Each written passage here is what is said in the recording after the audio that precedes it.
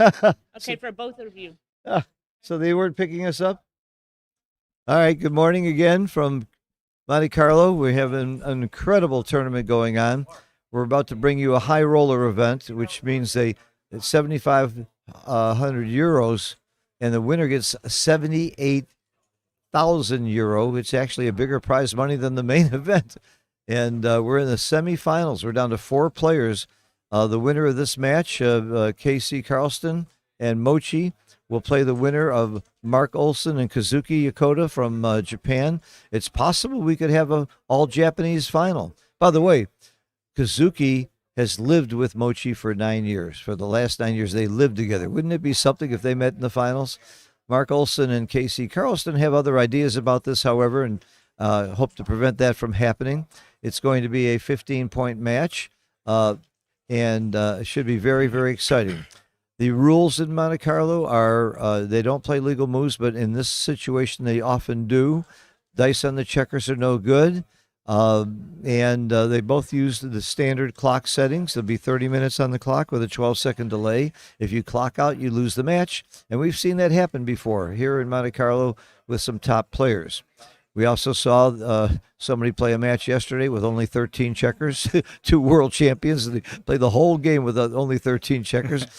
That's a very strange thing to happen. It was kind of funny. I guess it wasn't funny to the loser, but that was a great match between Joe Russell and Jorgen Granstedt, and Joe won a double match point. So that 1 point for that match that they replayed might have had an effect on the entire match, but it was early in the match. Have you ever played with 1 checker missing? I think so. I have many times. A couple of years ago. Yeah. One interesting thing is, like if you play the standard moves, there can be complete blunders if the checkers are missing. Right. These 2 checkers are missing from the midpoint, so if you roll a 6-1, maybe it's wrong to make the bar because you're stripping the midpoint on the first roll. It's just a crazy thing. It depends on where they're missing. I can't tell you how many times in our chouettes, when there's all this commotion going on, we find out that there was 1 checker missing. But the rules are very clear. If you find it before 3 rolls, you put the checker back on the board and you try and find the right place. After 3 moves, it stands and the game continues. You can still get gammoned even though you have that checker missing. And that's very, very clear. And that was the rules here. And that was what the ARDA and the Rules Committee ruled. However, Jorgen Granstedt was such a great sport, and Joe felt he was disadvantaged quite a bit, that he let the game play over. It was one of the greatest acts of sportsmanship I've ever seen. And the ruling went in his favor. It said, look, the game should stand. And, technically the game should have stood. And Jorgen was just a great sport. By the way, if I was the tournament director, I wouldn't let him overturn it. I think that people have to live by the rules, and people have bets on. There's all kinds of money bet. Phil, there's a thing. It's not legal moves or illegal moves. It's legal moves or responsible moves. And this is kind of playing with 13 checkers is something like an impossible move, and impossible moves aren't included in yes, that's why there's moves. that's why there's a separate rule that covers this, Toby, and the rule is very clear. Yeah, it says after 3 moves the play stands. But I understand if 2 people they both know each other, they've played a final in this event, and they know each other for a long time. They're both real gentlemen, so I actually expected that from them. Yeah. Well, what you say is technically wrong as far as the rules, but I hear where you're coming from. What you're saying is these are real gentlemen. Jorgen Granstedt is about one of the nicest, best people in the game and a great sportsman, and he proved it last night. He proved it. He actually proved it. It may have cost him the match. He lost the match at DMP, so it may have cost him the match, but fortunately it happened very early in the match. If it had happened at double match point, holy cow, would that have been a question?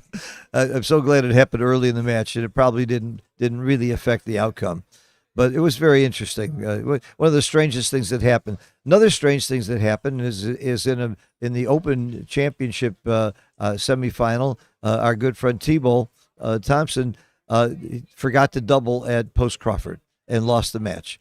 And we saw that last year. I was doing the commentary with Chris Rogers, another great player, who simply, at the end of the game, he shook his opponent's hand. He thought he had won the match. And his opponent said, excuse me, you didn't double. And he was shocked because it was Post Crawford. Well, Post Crawford, sometimes it can be a trick not to double.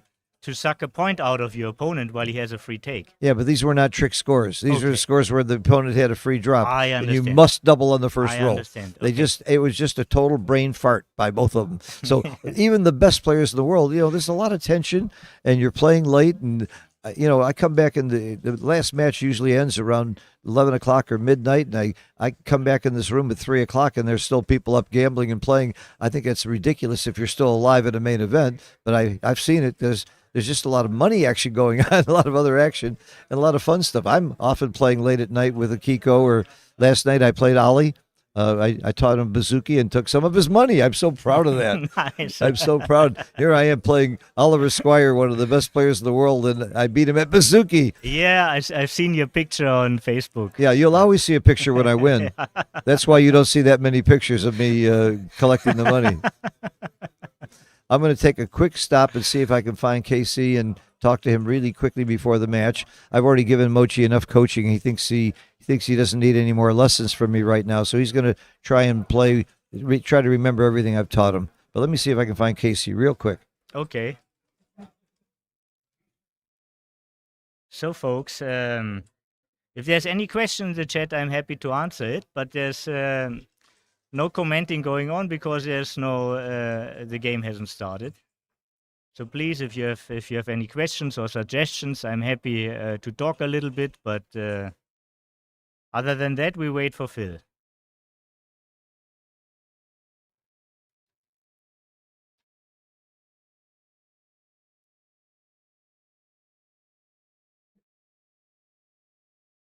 Well, Mark Olson and Kazuki are getting ready, and KC isn't there yet. Mochi's waiting at the table. You told me that he usually shows up at the last minute. Sometimes even a minute after the last minute. Why is that? I am never, ever late. Yeah. Often early. I think it's, just something about my nature. I think my dad and my brother taught me this. Sometimes it's upbringing, right? And there's another thing. I had an incident with a taxi driver like 30 years ago. And I got the taxi and I said, please go fast, it's important. And the taxi driver looked at me and said, what? What's important? If you're important, the people like to wait for you. If you're not important, they don't care when you come. A wise taxi driver, that's really good. And there's another thing, as you just said, if it's important for you, you will take care that you're in time. Yeah. And I didn't like to be smart-assed when I was in a hurry. But I understand when somebody says the truth, yeah, and I kept it for 30 years, and it was worth something, yeah. It pissed me off a little bit at the time he said it, but I keep it as a treasure since then. Did he stop the taxi to hop and to tell you about it?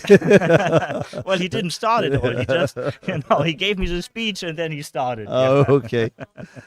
Well, I even wrote an article that I published when I was back in real estate about 5 reasons why you shouldn't be late. One of the reasons is that it gives them a chance to talk about you, so I can't risk that. That's one major reason I got to be on time. Right. I also think it's rude, and it also sets a bad precedent. I used to run a real estate organization, and I was head of a group of a large number of people working under me, and my meeting was at 9 o'clock, and at 9:05 I locked the door. The first time I did this, people were very upset, and the second time everybody was there. So I really think that's the way to go. But again, there is in backgammon tournaments, there is a penalty if you're more than 15 minutes late. You start getting penalized in your points, but we're not there yet. And Arda is a very people-friendly tournament director. I love Arda. He's one of the best in the world. But he often is if somebody's got a really good excuse, he won't penalize them. He's just trying to be nice to everybody. And he's trying to avoid harsh decisions. Yes. Yes. But in fact, there's if you treat it as a sport, and maybe this also refers. Here's a Kevin who asks a question about how to raise the attention to backgammon, how to compare it to poker. So back to this. Every sport, I see backgammon as a sport. The players need they have a mental preparation before the match, yeah, And if you just let somebody wait, you can destroy this a little bit. You want to prepare for the moment, and I think actually we should be strict by the rules, and especially we shouldn't leave it up to the players. Yeah, it shouldn't be up to your opponent to say no, everything is fine. This is it's also a courtesy for the spectators if it's a streamed match, for example. We saw a monstrous example of that last year. I was doing the commentary on Sander Liloff, the defending champion, playing with a young man who had never really played before, who was having trouble with the clock and about to run out of time. And Sander said, "Don't worry about the clock." Sander ended up losing the match. If I was the tournament director, that would never happen. You have to use the clock. That's the rule. Sander was being a great sport. It cost him the match, but I don't think he had the right to make that decision of how to change the rules. Absolutely. Nobody has the right to change the rules. Just imagine Wimbledon, and now they decide, they won't play they play a tiebreak, in the last set because they're both tired or something like this, Right. This is not how it goes. It's not how it goes. This is not how it goes. The other thing is, if you allow the players to change the rules, it's a slippery slope. What rule does matter? What if they decide to play to 7 when the match is to 9? What if they decide, oh, we don't need the Crawford rule, and we'll just waive it? So we really need to respect the rules. By the way, my dear friend Peter from Munich, you knew him at least. You met him in San Francisco. Sure. And he was very famous in the local tournaments in Munich to always ask his opponent when the match was for 9, for example, do you want to play for 11 or do you want to play for 13? Yeah, just can't do that. And sometimes when it came to DMP, he said, okay, instead of 1 point, we can play for 3, Mm-hmm. And that very often kept the tournament up. This was like 20, 30 years ago, and the most players agreed, but it was terrible for the tournament. So let's get back to answering this question of how to make backgammon more popular. Number one, have really good commentators on the streaming. I think that's the number one way, and we're doing that. But believe it or not, we are getting tremendous numbers of viewers, and that's going to help make it more popular. We also need, you want to make backgammon as popular as poker? All right, have a $3 million prize pool. Where's that going to come from? It's not going to come. It's the chicken and the egg. We're not going to have people putting lots of money in until you have sponsors, and you're not going to have sponsors until you have more players and viewers. But all this talk about how to make backgammon more popular, which I've been working on for 30 years very, very diligently. It's a big part of my life to try and popularize the game. I've been very much involved in federations and in youth programs and so on. The number one way to make it more popular is for individuals to just teach their kids and just play more at home. And that's really starting to happen. And it is getting more popular. There are more people playing now in tournaments. There are more tournaments. There are more clubs popping up with more people showing up. I'm very active in New York, where there's a meetup group with close to 200 people every week. There's a private club in New York with 400 people playing backgammon that had maybe 20 3 years ago. The game really is growing, and there's certainly more we can do. But part of my goal, and Toby's also in the commentary, is to make it educational and interesting so that people who aren't the top experts can understand what's going on, learn the game, and enjoy it and appreciate the exciting things that are going on across the board by explaining it a little bit more. Now, I know that's going to be boring to you top rollers. You can turn the sound off. You don't need me and Toby to tell you why he made the 3-point or why he hit when it's an obvious hit, or why the Crawford rule is the rule, but that's part of our job. And I really am conscious when we're doing commentary to make this interesting for lower level people, to get them more excited about the game and more intelligent about what's going on. Even for a top player, it's fun, if you watch it from your own home and you're sitting alone, it's fun to see the excitement. You feel more excitement when you hear a voice, when you hear a voice going high, when you see you're not alone, when you see if there's like 1,000 people with you watching that, yeah. And there are commentators which present the players as sports and not just as people who moving us positions, yeah. It's not about us. It's not a public lecture. It's presenting these sports and bringing their decisions closer to you.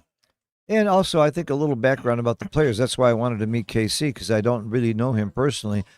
We know a little bit about Mochi. He's the number 1 ranked player in the world based on the giant voting and listing. We have Tara coming by. Can you call him on the room, maybe? I don't. Ask maybe Rory or somebody who's there, because when he signed in, there's probably a room number. Yeah. So we're missing a participant, KC, which is pretty amazing. When there's 78,000 euro for first place, he's in the semifinals playing Mochi. You would think he would be around and not be late. Hope he's not asleep. There was who was it that slept through? I think it was Phil Lack, good friend of mine, also a very fine poker player, really famous poker player, and a very good backgammon player. I think he was at the final table one time, and he was an hour late because he was asleep. I mean, at the final table where what was the prize? It's $10 million. I mean, we've seen things like that happen. Mm-hmm. So we are waiting for KC.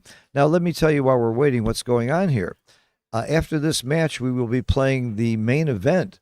In the main event, we're down to 4 players. We're in the semifinals of the main event, and it's pretty exciting.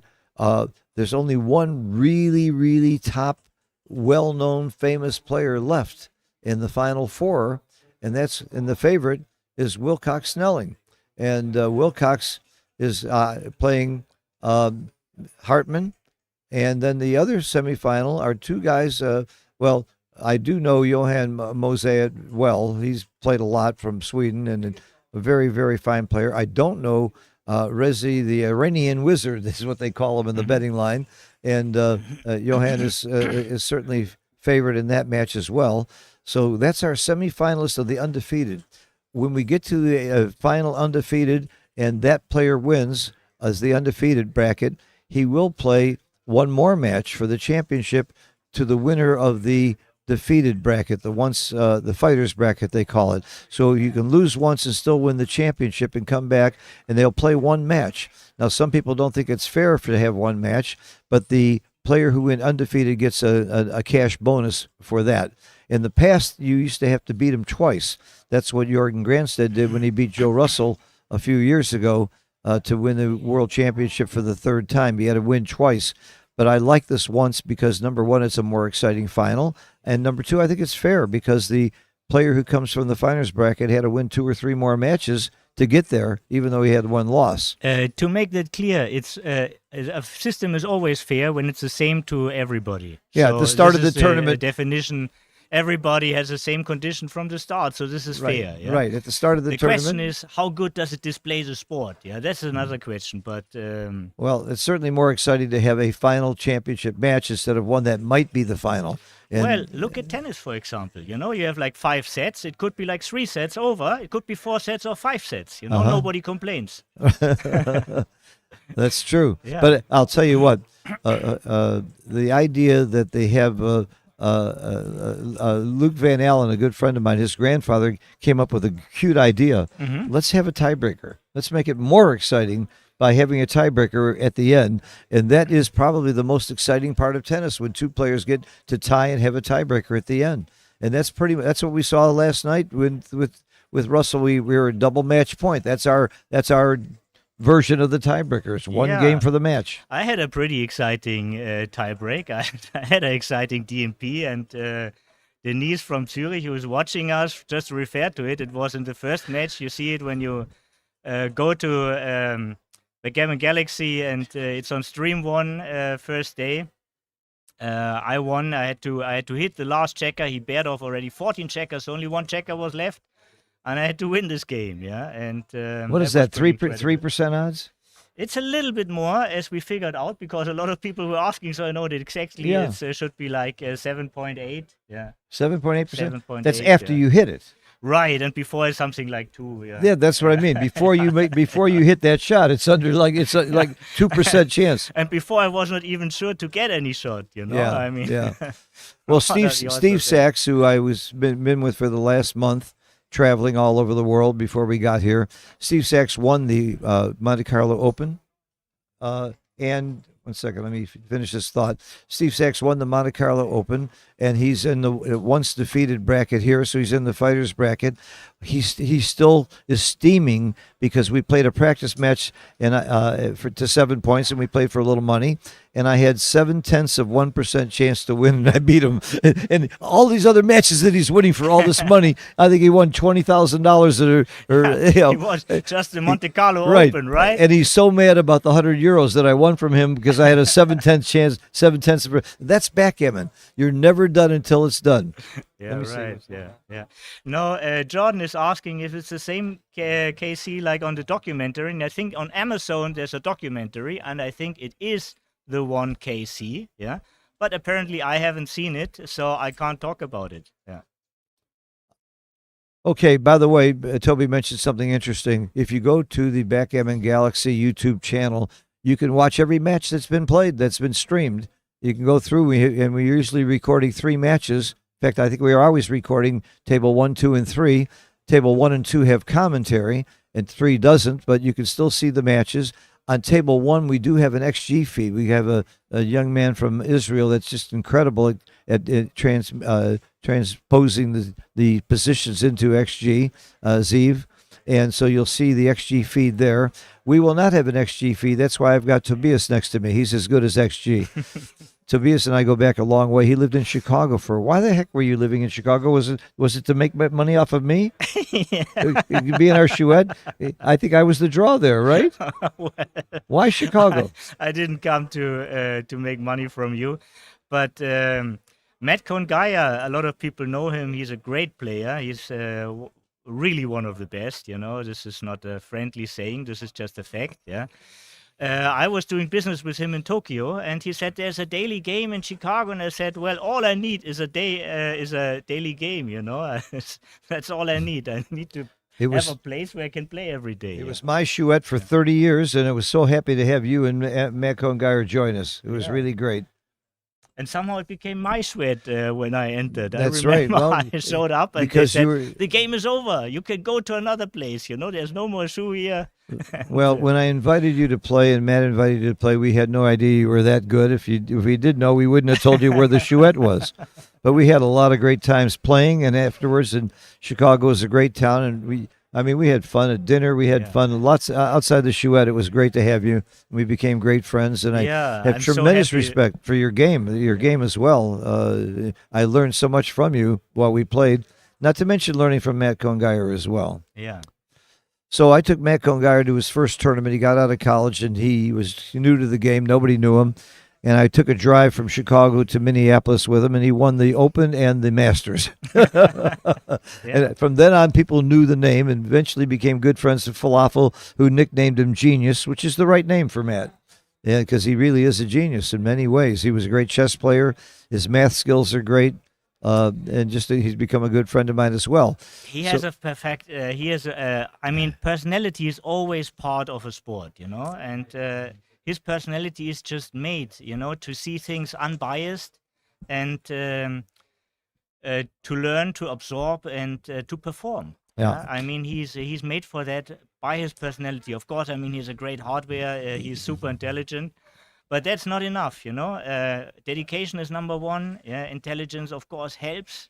But what about his memory? He played a 9-point match with David Rockwell at my club, and Rockwell said, "How did I play?" He says, "I don't know. Let's see." He goes down to my computer and puts in every play from memory. Yeah, that's very strong. But that also means.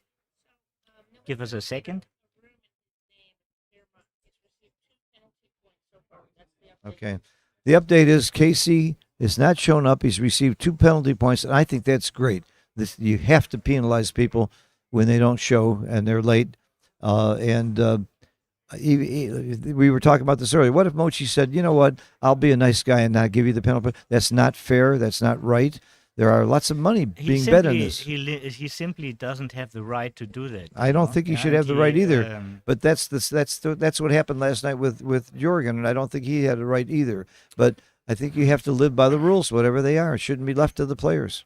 But I've been given 10 penalty points, and I've timed out. I've had people say, "Oh, let's not worry that you timed out." Absolutely not. That's part of the game. So Mochi's it's is winning 2-0 now. Is what's going on. That's how the penalty points works. So they're playing to 15, and Mochi is winning 2-0. This is not nice. You've got the number one player in the world and an incredible gentleman. Nobody has ever seen Mochi do anything that was ungentlemanlike in any way. He's one of my favorite people away from the board. In fact, he's my partner in several ventures, and we work together. We teach together. I mean, out of respect for Mochi, you show up. Now, Carlston may have a good excuse. If he's in the hospital, I'll apologize. Things happen, but it's very sad to see this happening. It's just not good for the game. I'm sorry.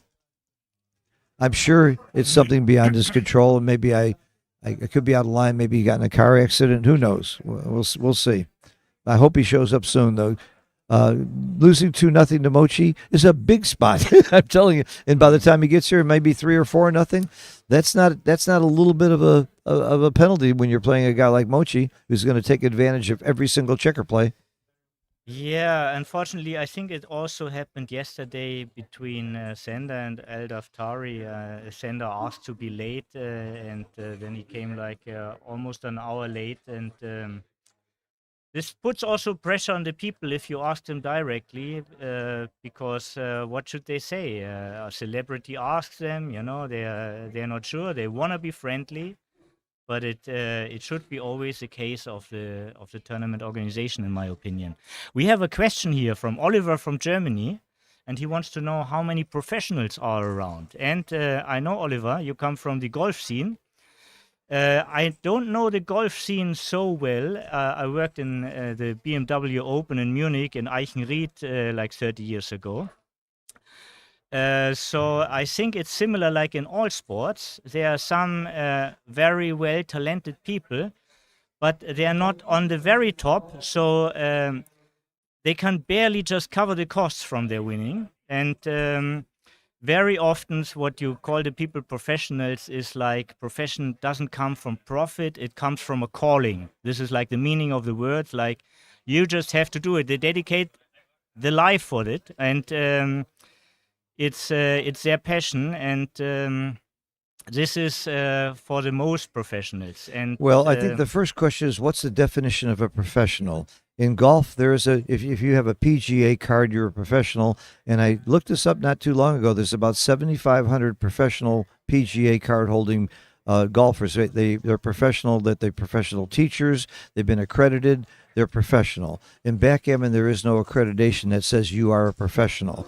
So if you're talking about who plays this game for money as to make a living, who is professional, there's no way to know that. But I can tell you there's a lot more people than we know. I know many people who do nothing but play backgammon for money and play for a living, but they're not making their money in tournaments. They're making their money in cash games. They're making their money in private games and chouettes.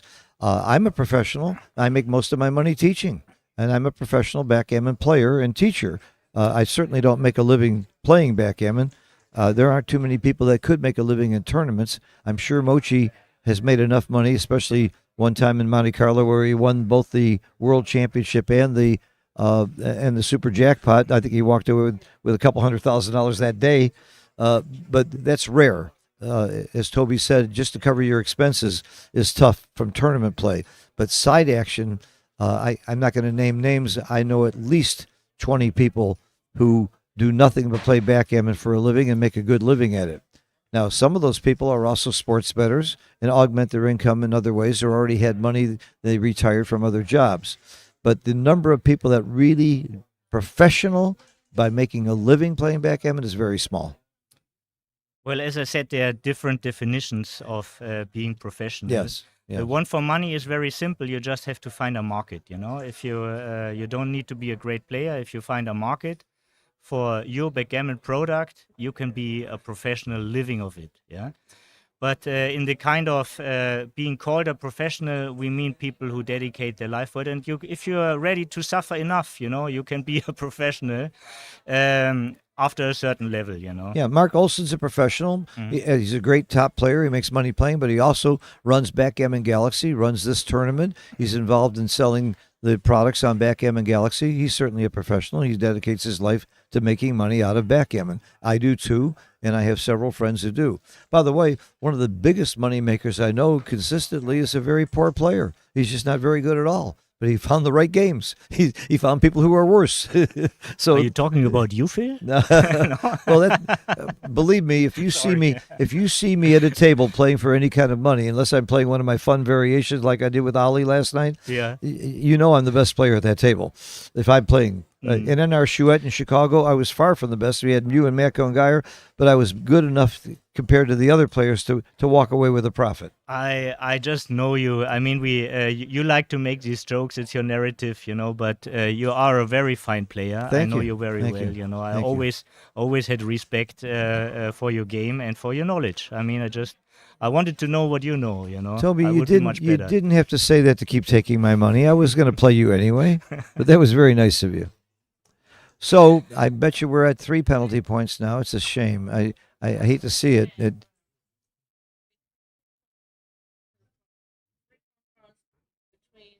Julie and now Santiago is going to see if he's located in hotels. We're checking the lobby and the pool. Okay, what are the rules? Maybe What- also wait, knock wait. on the door. I'm interested to know what the rules. Is it a penalty point every 15 minutes?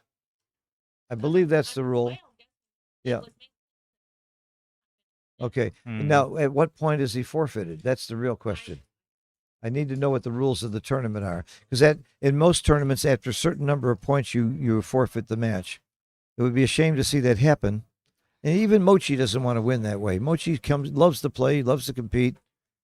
And well, that's also what you know we what? are here for. maybe We I'll wanna go see play a- Mochi just to give wanna him a warm up. yeah, please do that. No. Who did? Somebody? Yeah, KC. KC? KC received 5 penalty points last night and won the match anyway. So this guy has a history. So Wow. the way I dealt with these things at my tournament is there was an extra break time and it was built in the clock, yeah. And at like after 5 minutes, you would just hit the clock, yeah. And at the time it times out, the match is over. There's no So penalty no points penalty given. points. Everybody has a time, you know, and when their time is used up, it's over. Like in real life, if your time is used up, it's over. Well, that's what they do in Istanbul, the FTGB system, which I love in Istanbul. In Fuat's tournaments, you are assigned a table, and the clock starts whether you're at that table or not.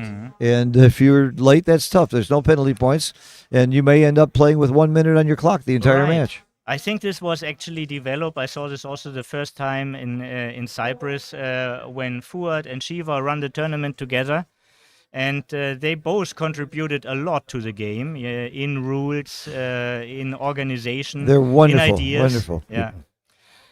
The only pity is that they're only active in Istanbul and Cyprus, the north of Cyprus. Yeah. Chiva came to me. We were good friends. You and I both ran tournaments for Chiva in the Yeah. in San Right, Francisco. the U.S. Open in San Francisco. Yes, Yeah, yes. that was a lot of fun. You and I ran the tournament for Chiva, but Chiva came to me and said, "Look, we need federations in every country so we can make this more of an official sport." He had a lot to do with pushing it, and he made me get very active. And I enlisted a bunch of people, and we started the U.S. Backgammon Federation. Chiva was the power behind that made it happen, and in many other countries as well. Fuada is an amazing promoter in Istanbul. He also is the owner of FM Boards, which you're seeing on all the streams here, and he's just a great promoter of the game. And he had a tournament that close to 1,000 people in Istanbul. I was there. It's just amazing.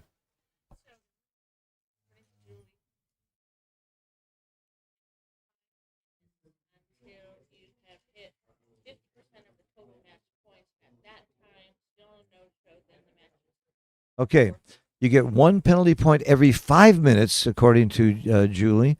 yeah, and every 5 minutes after 20 minutes late. Oh, after 20 minutes late, then every 5 minutes it's a penalty point. And once you reach, in this case, 7.5 points, I guess it's 8 because it's a 15-point match, then you're forfeited. So where are we at now? We're about 5. So he has 20 minutes left. He had about 20 minutes left before the match is forfeited. I'm so sorry this is happening. Hmm. He did it last night, too. He lost 5 penalty points and won the match. Yeah, it's a pity. What's going on here? What's in his head? I just don't understand it. I also heard some rumor that he can play very, very well, and I would just have loved to see this match. Yeah. Yes. Yes, but We should have Toby sit in for him. yeah. That Yeah. sounds good. Yeah, Toby, go ahead and play Mochi. Mochi would be really happy. He would be really happy. He'd be happy about with that. you or me. He'd be happy with you or me, but especially with me. Both of us has played Mochi many times. Instead of no opponent, he Okay. would play me. Yeah, Let me tell you right. something. I have won more than half my matches against Mochi in major tournaments. Of course, I've never outplayed him, but I gamble like crazy with the cube, and I've had lucky dice. I think he'd be happier to see you than me. I think I won 3 of my last 5 matches with Mochi in major tournaments. And it's all by gambling. I can't possibly beat him trying to play regular backgammon. I get into big back games. I double too early. I take big serious cubes. I And- will not challenge you on guessing. With whom he would be more happy. But I think Yeah. actually, with his money involved, he's also happy to just win it. I mean, he likes to play, but with his money involved, he would be also very happy to just So- go to the final without fighting. My favorite story of me and Mochi, I'm in the semifinals of a major tournament with Mochi, and he gives me a cube that I really redouble. It's really big for the match. I have no idea whether to take it or not. And I said, you know what? I'm going to flip a coin. Heads I take, tails I'm going to pass. I flip the coin. He grabs it out of the air and he says, I'd rather you decide. He felt he had a better chance of my making a mistake by deciding than by flipping a coin. I remember you had a dreidel with A take dreidel. and pause. Yeah, yes, no. Yeah. yeah, He yeah. stopped it. That's right. Yeah. It sounds That was better in with Vegas. It was in Vegas, yeah. 4 or 5 It years was ago. Vegas semifinal. Yeah, yeah. It was Yeah, so I funny. remember He's this. got a great wit and sense of humor.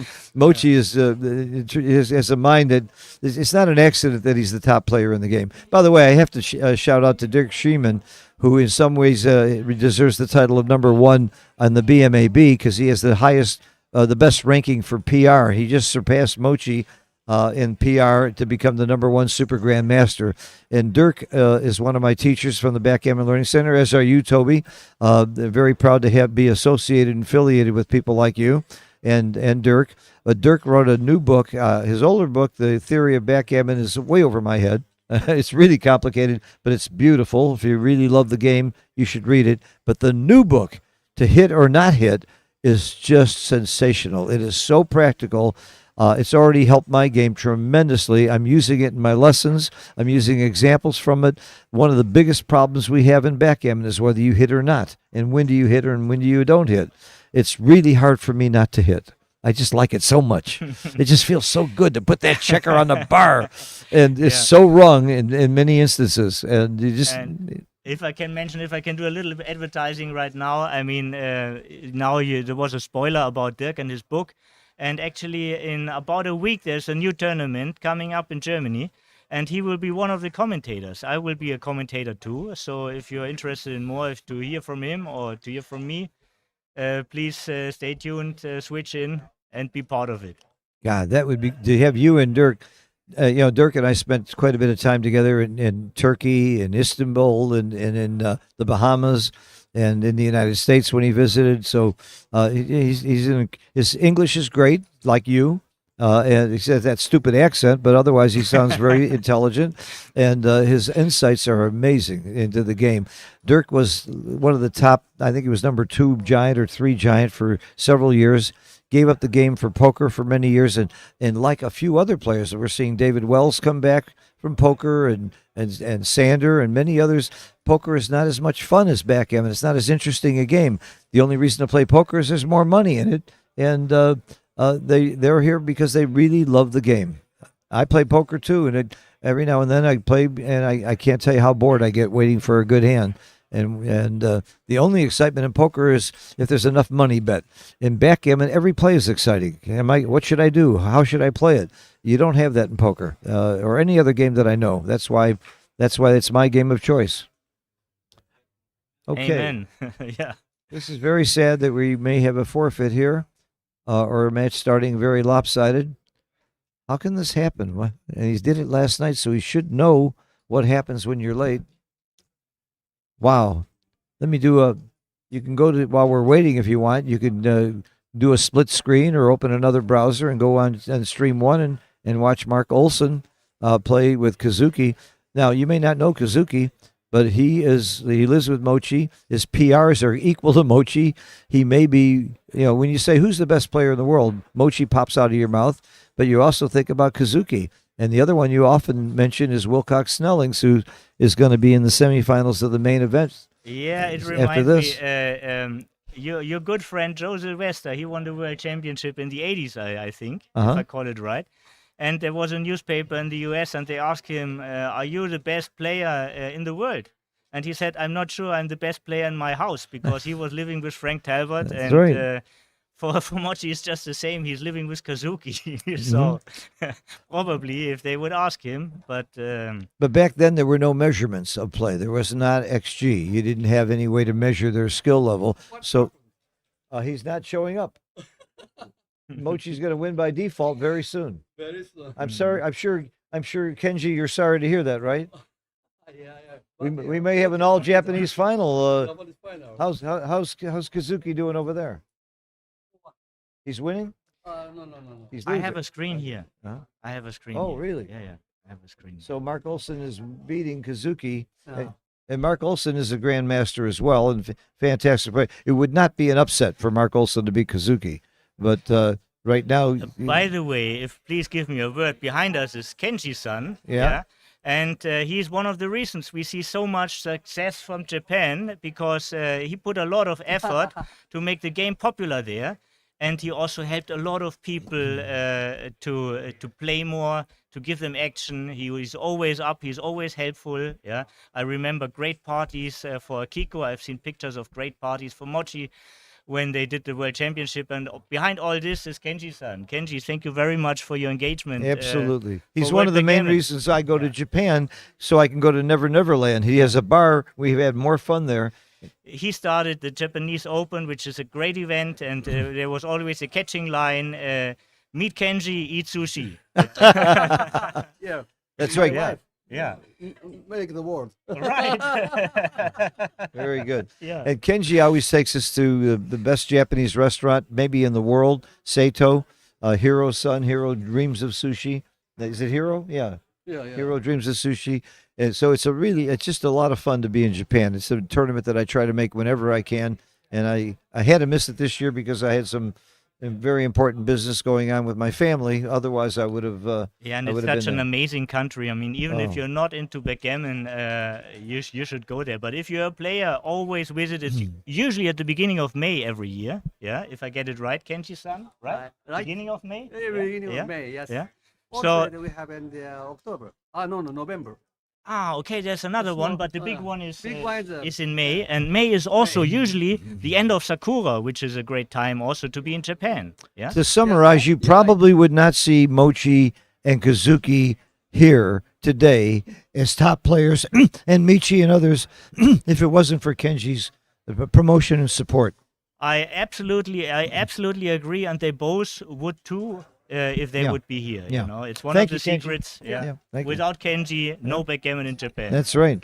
And by the way, that's why Japan is now a powerhouse, and Denmark has always been a powerhouse, and it's all because of some people who started promoting clubs and groups and constant play, and that's what's happening in the United States. You can go to a little town called Flint, Michigan, and they have a huge active group because Carol Cole started a group there and kept it going. Bill Davis did it in Chicago. Karen Davis is doing it in Florida.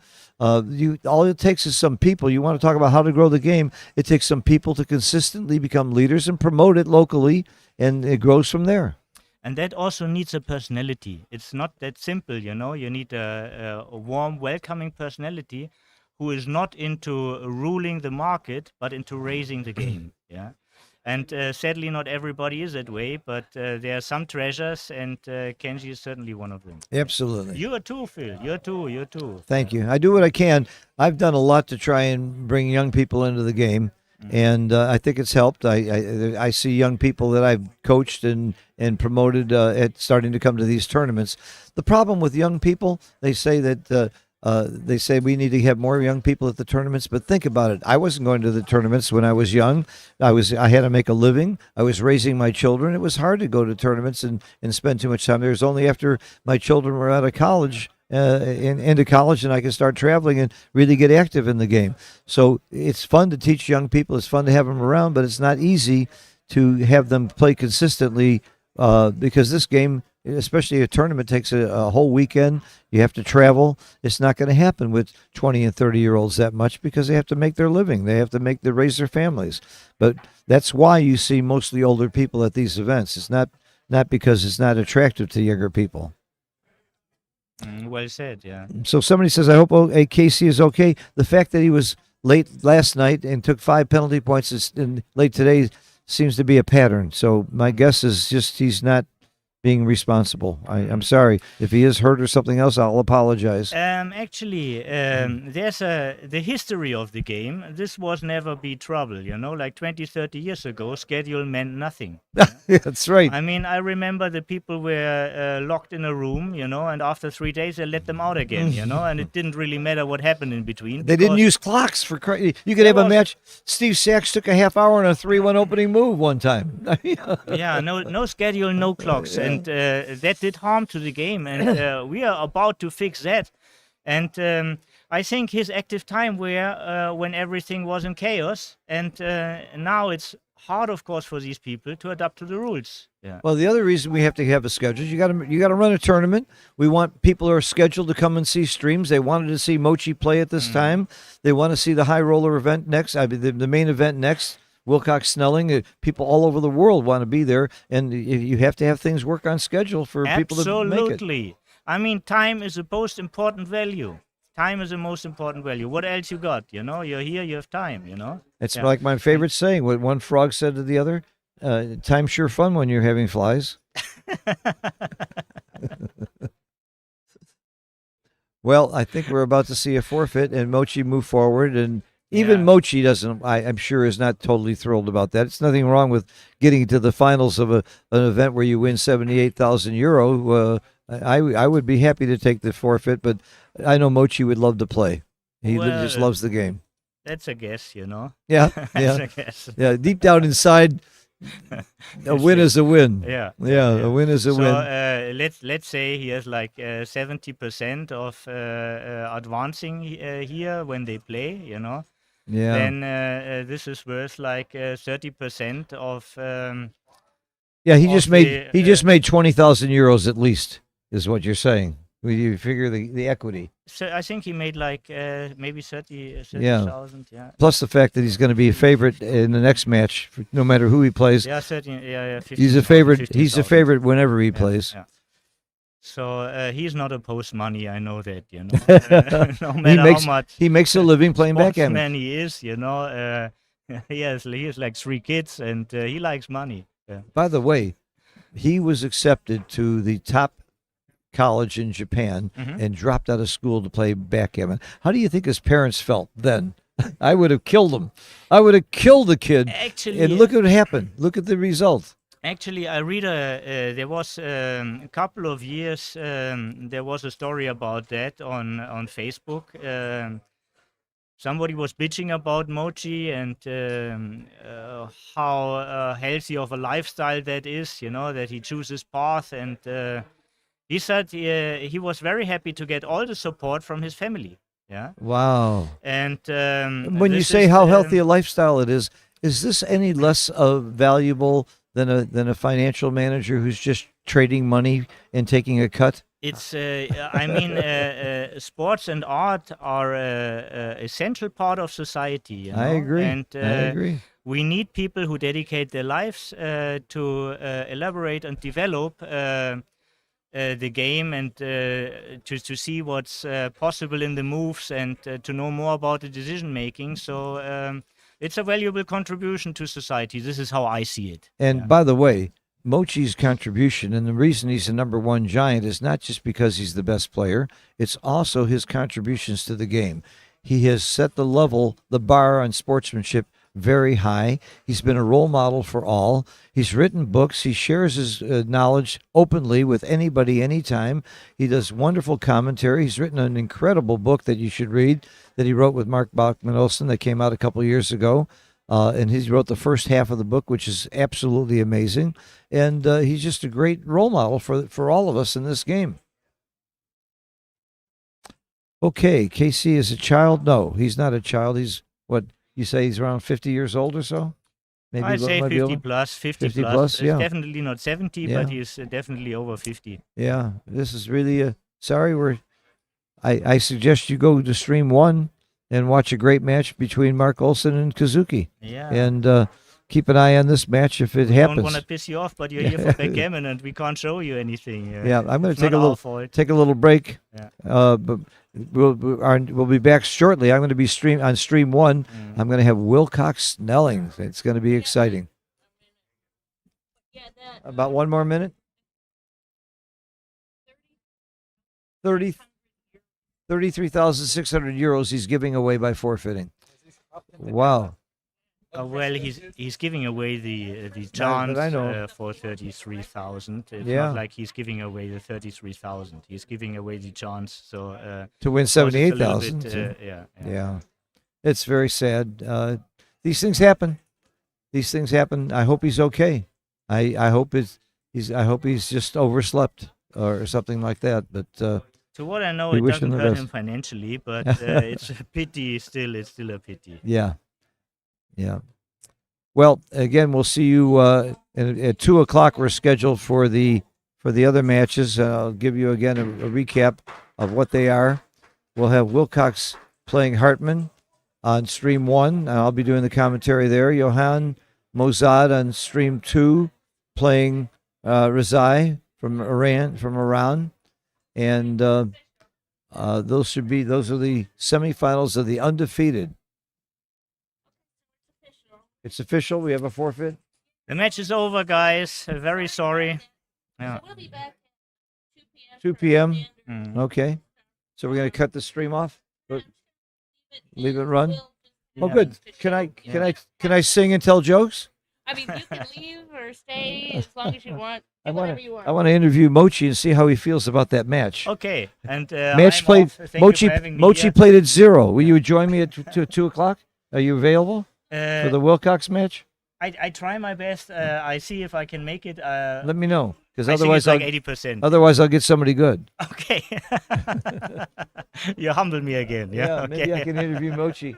Yeah. Okay, guys. Thank you very much. See you soon, and Yes. please switch in again at 2:00. And now Yeah. see Mochi's the the great winner. match on the other stream. Yeah, I'd like to. Mochi? Yeah. Mochi played at 0 PR. 0.00 PR.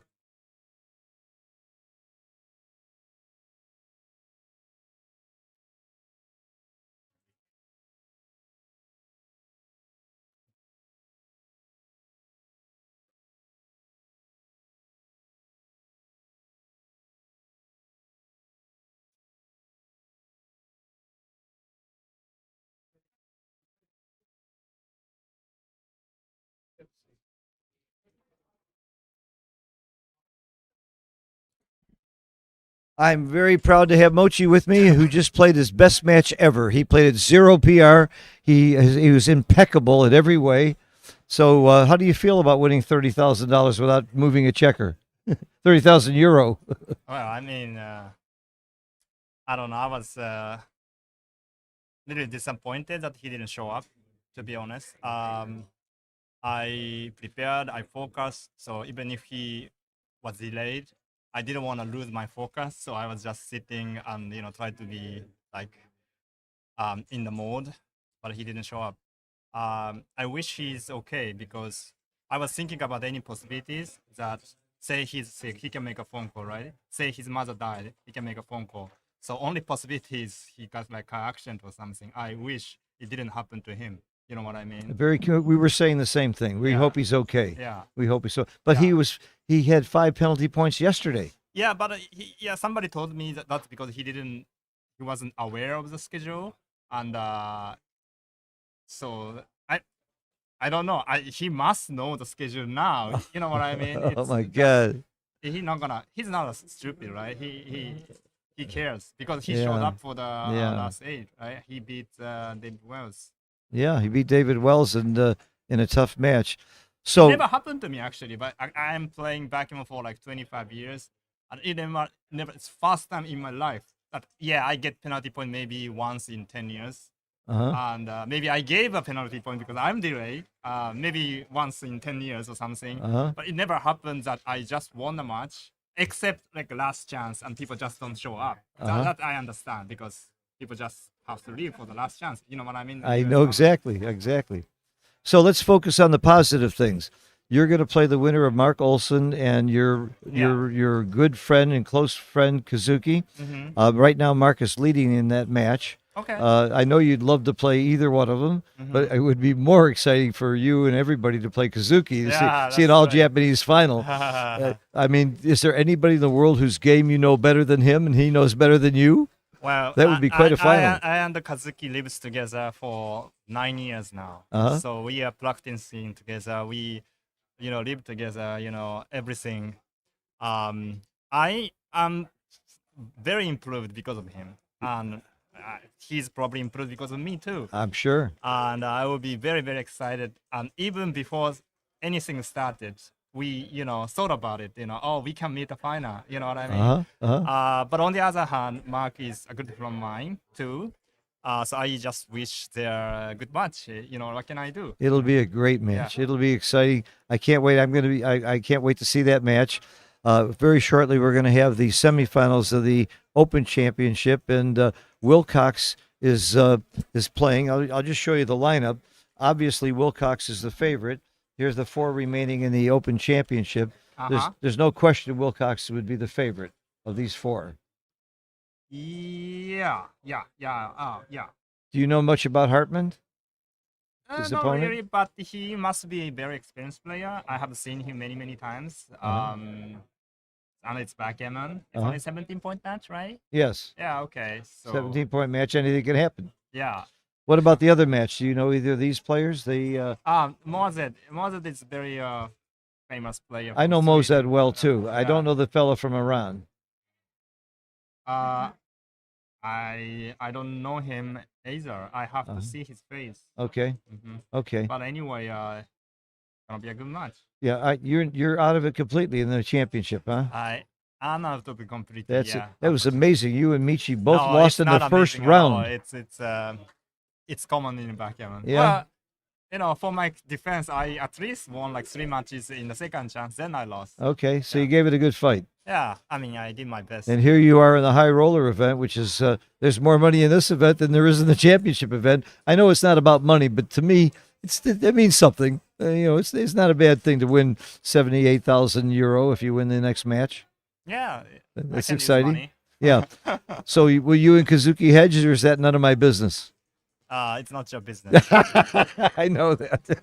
But I'll be happy. I'll be happy to play with. I think no matter you'll what. both walk away with a lot of money if it's Kazuki. And by the way, If Kazuki wins, he can pay his rent. you can pay would you raise the rent? I would raise the rent if I were you. So good luck in your next match. I'm dying to see you play. I'm so happy I'm sorry you made the finals this way. We all are. We all wanted to see a match, but I'm thrilled that you made the finals. I'm very happy for you. You deserve to win. You've worked hard in the game. You're a great role model for all of us. I wish you lots of luck. Thank you. All right, thank you. See you all later. See you. More great matches coming up.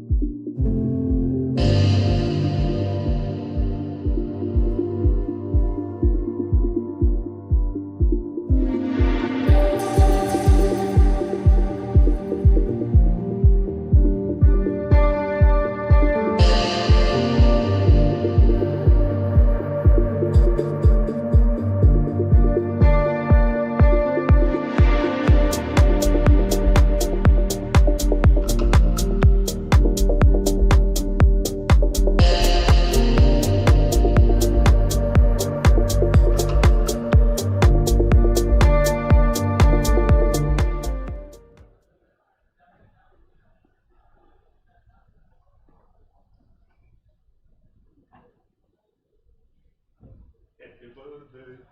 Thank you. Thank you.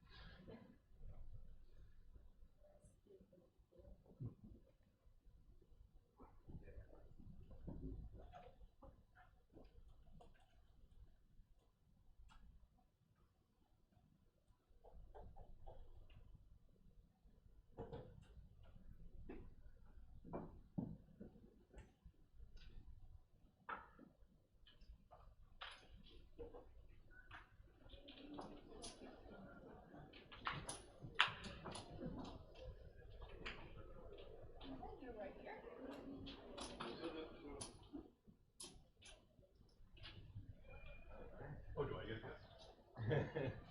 You get a gift. Any gift. Let me go invite somebody. It's very popular if I can find anybody ready for it. You're welcome to start.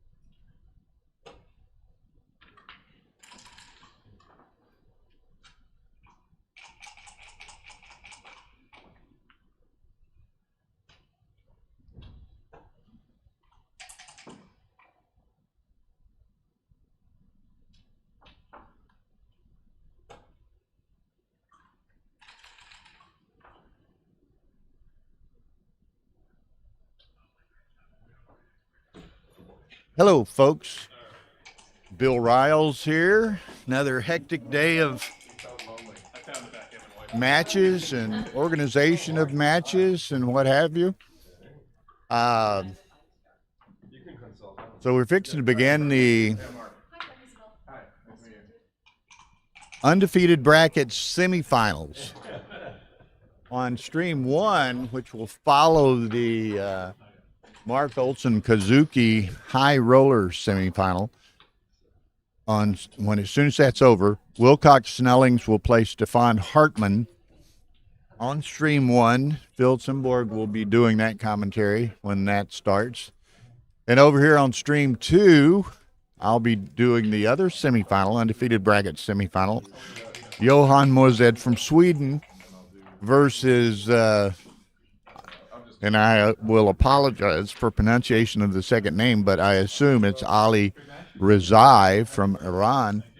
And really, Ali is sort of a bit of an unknown here. No one was familiar with him, but he's certainly, making a name for himself. He has reached the undefeated semifinals. He beat Didier Asaraf, a former world champion, in the quarterfinals last night. So here he is. So this should be starting soon. We try to get, it's like herding cats sometimes in these, getting these matches going. So we'll get it going. It's been a day of drama already, and we're only just getting going in the undefeated bracket. Hey, Conrad. In the undefeated, not the undefeated, in the high roller semifinals that started at noon, Mark and Kazuki, it's 10-5 Mark. But the other one was Mochi and Casey Carlston from the Bahamas, an American living in the Bahamas. He thought the match started at 5 when it actually was scheduled to start at noon, and he didn't show, and he got forfeited.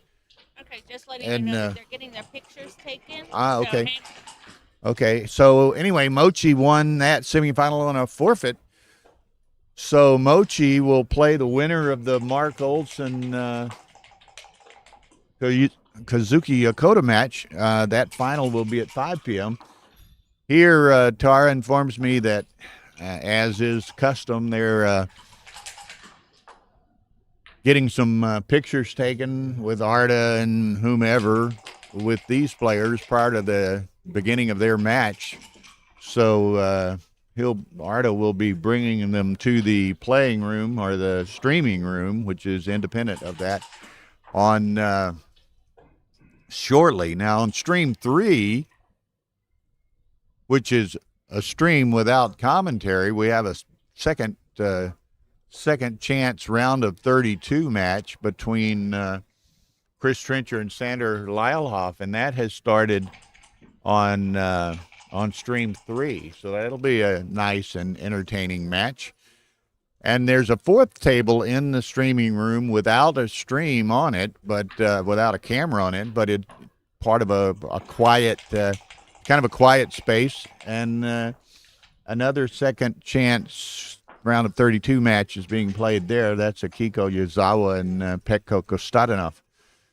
So try to take advantage of all these more quiet spaces that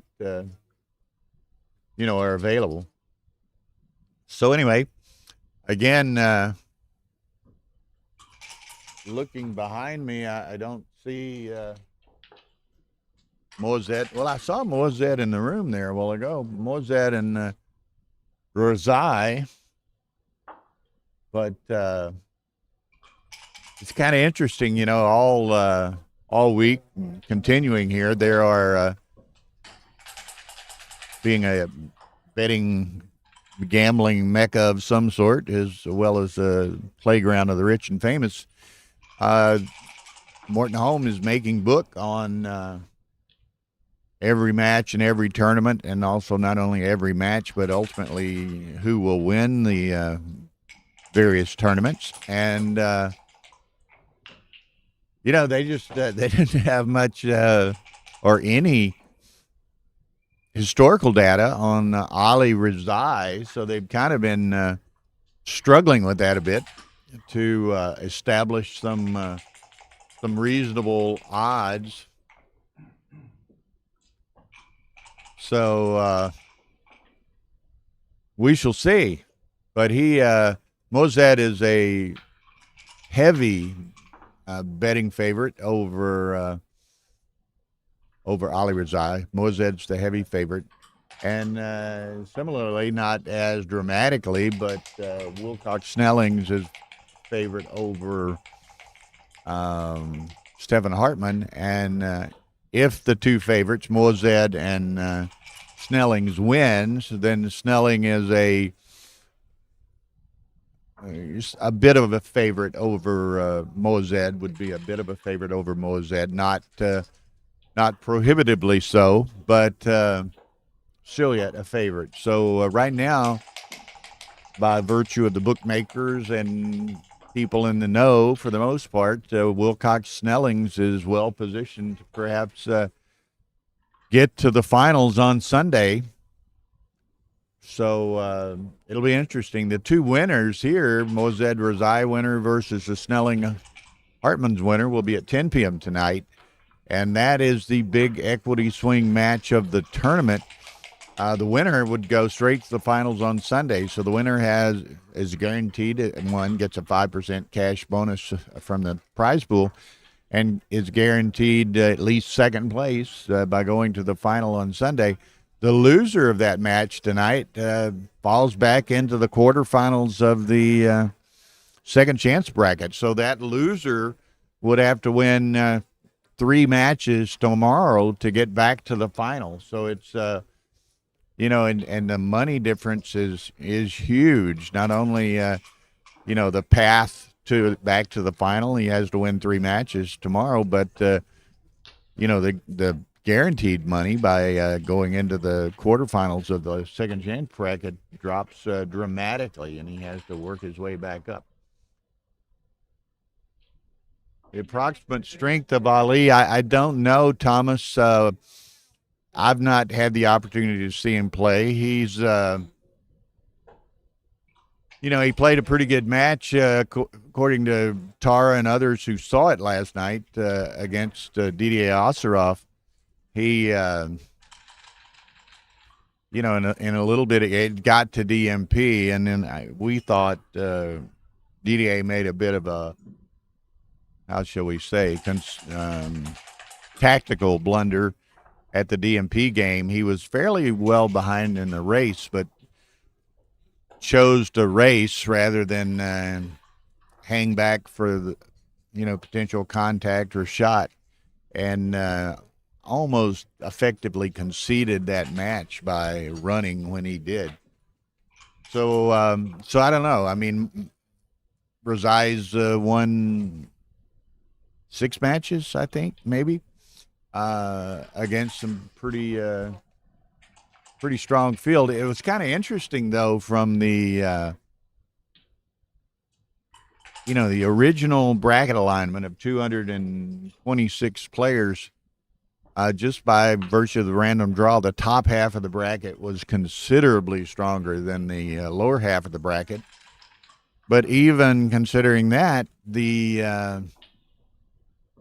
the lesser number of very strong players that were in the lower half of the bracket have all dropped either out of the tournament or into the second chance bracket, and that included late in the contest Steve Sachs and Didier Ostrov. But Mozed won, or Razai won at DMP against Asarov last night.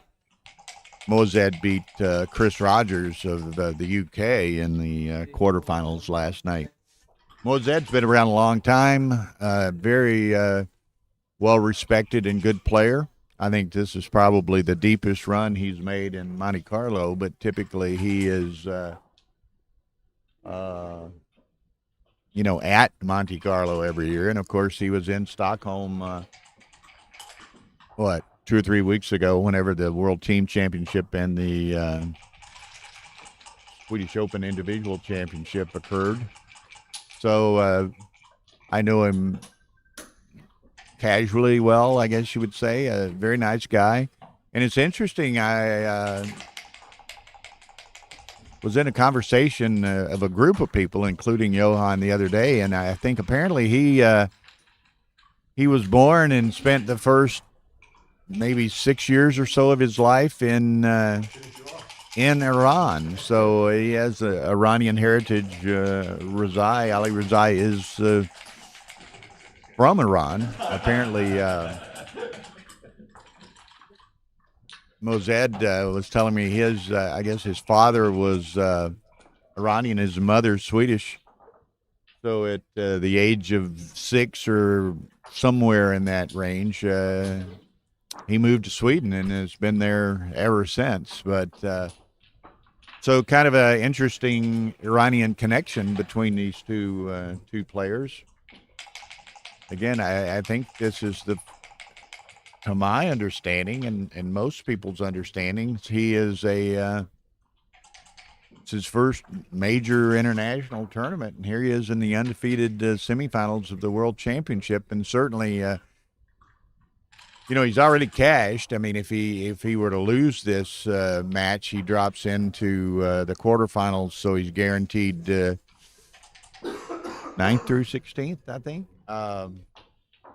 Maybe 9 through 6, maybe 5 through 8. I'm not sure, but so a nice performance by him. Congratulations to him. It's hard for me to guess ages. I would think he's 35 to 40, perhaps. Just gauged on my evaluation of his appearance. He's not a kid, and he's not an elderly guy. He's somewhere in between. So we shall see. Hopefully we'll get started here soon. I hope. I've seen Mozad here today. I've not seen Rosai.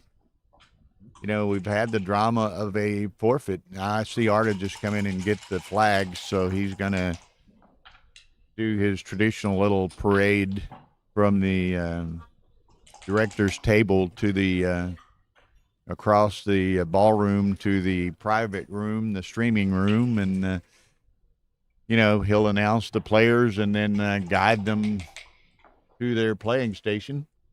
So I think we're getting fairly close to kicking this off. I was going to say, for those of you perhaps recently joining us, there was some drama this morning in the high roller semifinals, one of which is still going. Mark Olson leads 10-5 over Kazuki Yakoda. But in the other semifinal, Mochi was supposed to play Casey Carlston. And apparently, for some reason, Carlston thought the match was scheduled for 5 p.m. when it was actually scheduled at noon. And he didn't show up. They went through pretty exhaustive efforts to try to track him down. As it ends up, he was not staying in the Fairmont here. He was staying at the Hermitage, which understands a even nicer hotel in this part of Monte Carlo. And by the time they could track him down and get him over here, it was over an hour and beyond the original scheduled starting time, and he had gotten more than half the match score in penalty points, which resulted in a forfeiture. So extremely expensive lack of information or misunderstanding, or however we may want to categorize it. But Samochi advanced on a time forfeit. So and that was the winner of that match was guaranteed a minimum of 33,600 euros. So quite a costly mistake or misunderstanding, or however, again, we may want to categorize that. But I wasn't close by, but he did arrive shortly after 2, and there was a conversation with Arda, and what I heard from others is that he obviously was disappointed and frustrated, but handled it fairly well. So now Olson and Kazuki, 10-7 Olson, so Kazuki's rallying a bit. He was down 10-4. I saw Arda come in there and get the flags, so I don't know. Arda's up there at the desk. Is Moazed still in there?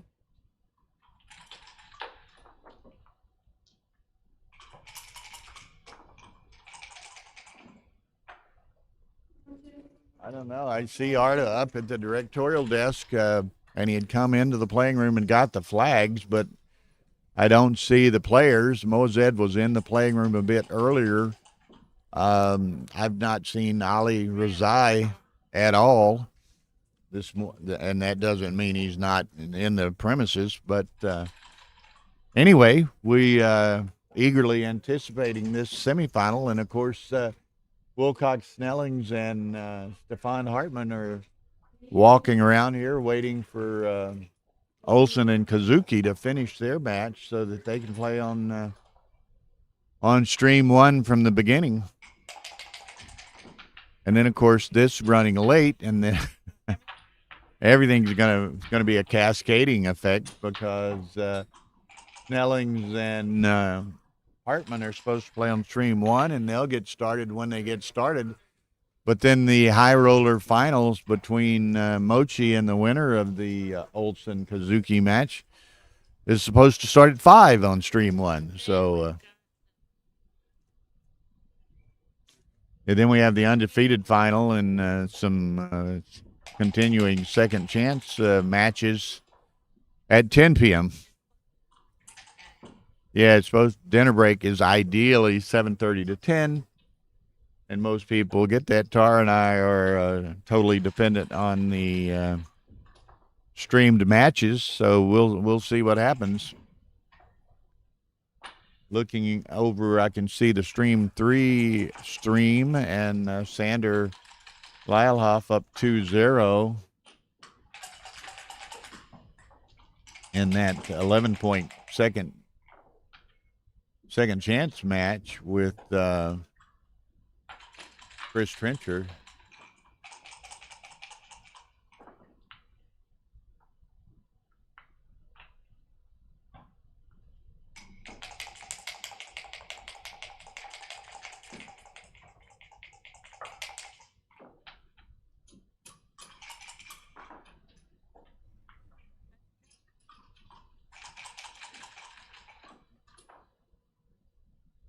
Oh, stream 2, yeah. You don't want a hamburger, do you?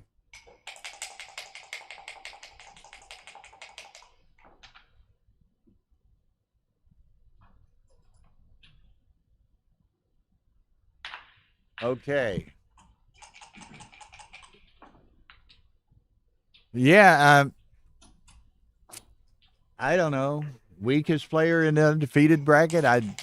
As a whole, I doubt that. I mean, there's some pretty weak players in a 226 player field that, where people are just willing to spend 1,250 euros to have a chance at glory in the World Championship. But, weakest among the last 8 or 16, very possibly the case. But, it happens. So we have the potential of a real dark horse in the, approaching the final here. So, oh, pardon me.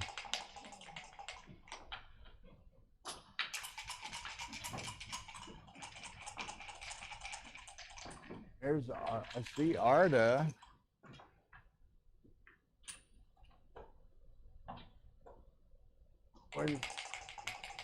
Yeah, Moazed's over here by the streaming room door talking to Mate Fair. So, I don't know. Let me go over and speak to Arda briefly and see if we know anything about Ali Rizai's whereabouts. I'll be right back.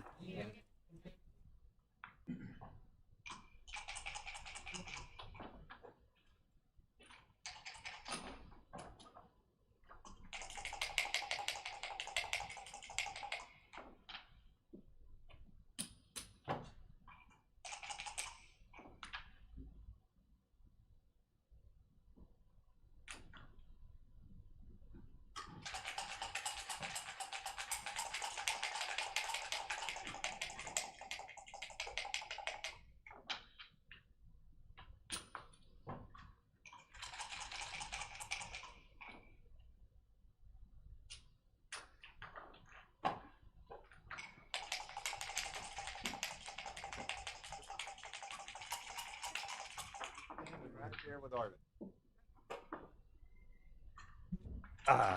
Okay, we have found Rizai. So they're fixing to enter the room and get their pictures taken, and we will be off and running. Only 30 minutes late, but what the heck. So this will be interesting, you know, as Thomas Tinlin asked and Carl James is discussed and many people wonder, you know, what's the strength of this gentleman from Iran, Ali Rezai? We all are generally familiar with Johan Moazed, and he's a fairly strong, maybe should say very strong backgammon player. And this should be interesting. You know, and probably the most interesting thing with, you know, some of the Middle Eastern players, they grow up playing Tavli or similar variations of the game where they don't play with a cube. Amir is going to fill us in a little bit here. Ali Rezai, and I hope I'm pronouncing his name back, is an old traditional gambler here and have low energy experience playing backgammon with a cube. I have no idea about his strength, and it's his first time he is coming abroad to a tournament. So, yeah, that's what I was just going to say. You know, many of the Middle Eastern players who grow up playing, you know, the traditional variations of the game where they don't play with a cube, so they perhaps don't have the international experience of playing with the cube. And so obviously I think that's where we're going to see perhaps a significant difference in the skill levels here. And you know, it'll be an interesting contrast. Yeah, there you can see him looking from here. Maybe he's a wee bit older than I thought, but he's certainly not an older man. You know, he's probably, I don't know, 40-ish, 45, who knows? Maybe Amir knows. But yeah, that's what I was talking earlier, Amir. Johan is half Iranian. His dad was Iranian, as I recall him telling me, and his mother was Swedish. And he spent the first few years of his life, something like 6, living in Iran, and then moved to Sweden. Has been there since. But Johan is a very significant favorite here from the not only general evaluation, but in the bookmakers' minds. So we shall see. Glancing over my shoulder here, 10-9 Olsen against Kazuki. Olsen was up 10-4. So Kazuki has put on a rally. So here we go, finally off and running. 6-4 for Ali. I'll call him by the familiarity of a first name. I don't know him.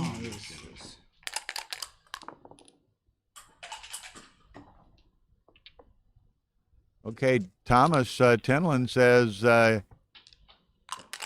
Mozed's a Grandmaster BMAB rating with average of 3.7, so a very strong player. So we'll see how Ali handles this. And it's not only the experience level and the, you know, familiarity with the cube and all of those sorts of things. It's also that, you know, and who knows, people react differently, but Ali is it's his first international tournament. I'm sure he's perhaps not been in quite as intense or pressure situation under a camera as he's been before, and different people react in different manners to that sort of environment. Would you like a Coke? Please. Yeah, and I can report Ali's just like really, really nervous. He is very emotional right now. So we need Okay. him to calm down, and he'll be getting Yeah, into his Tara, was around Ali and getting them into position and everything. She said he's extremely emotional and nervous. Hopefully he'll, once he's in the chair and playing a little bit, perhaps he can level out somewhat. But this is, it's doubtlessly a new experience for him. And congratulations to him for a great performance to date. Nice 3-6 from the bar. So again, obviously, oftentimes Middle Eastern players such as this, they have they're very good checker players because that's the way they have grown up. So we'll see. Here he sends, Johan fanned after being hit with that 3-6. He fans, and Ali sends the cube across. Now, again, it's going to be interesting to see how Johan handles this match. In that, does he try to play the guy? Does he anticipate or know that perhaps he's the much more experienced and perhaps more skillful player? And does he make adjustments in his game accordingly, or does he just try to play straight backgammon?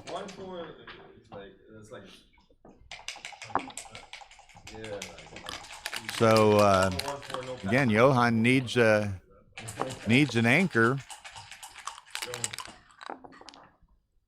6-5. He may just. I think he's going to run. I was thinking I was going to suggest he hits on the deuce, but he's playing with a little caution. Johan fans. I'm joined by the Swedish fan club over here on my left. Liz Grandstedt sitting here watching her countryman, Johan. Okay, so again, he does hit loose this time, putting 2 back in the air. You don't want Johan to anchor, and he doesn't anchor just yet, but he does hit and come in now. 2-1, he steps up to Johan does make the anchor. Now, this is going to be interesting. He's going to make the 4, and now he's got to find another deuce, which I guess he's going to be 8-6. He has nothing else. I'm with you, Thomas. I was a little bit surprised to see Johan take that cube. It looked kind of big. And again, I thought that he might not want to put 4 points in play on the first game until maybe he has a little better feel for Ali's game. But he did take it. And I'm, not, okay, he's got a, and this is 2, 3, 4.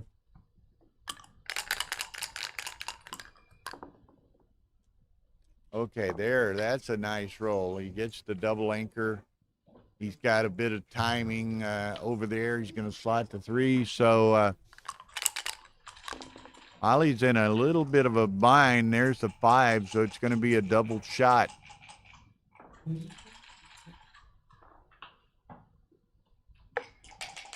Yeah, so 1s and 5s and 6s for that matter.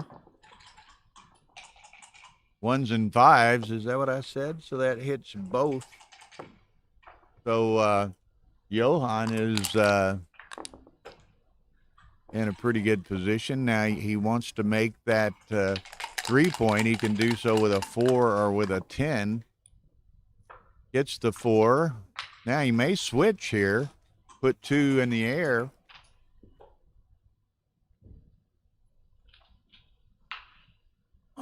Chooses not to switch, apparently.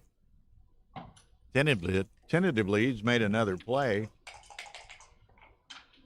Yeah, that's great, Amir. First time in Iranian and has gotten to the last 4 in the undefeated bracket in Monte Carlo. So quite an accomplishment. And, it's great for backgammon. It's great for Iran.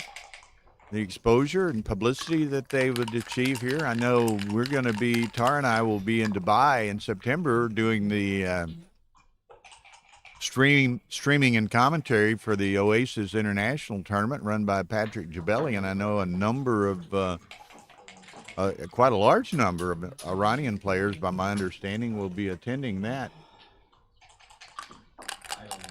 So it was a 146 pass, according to Thomas Tinlin. So, you know, it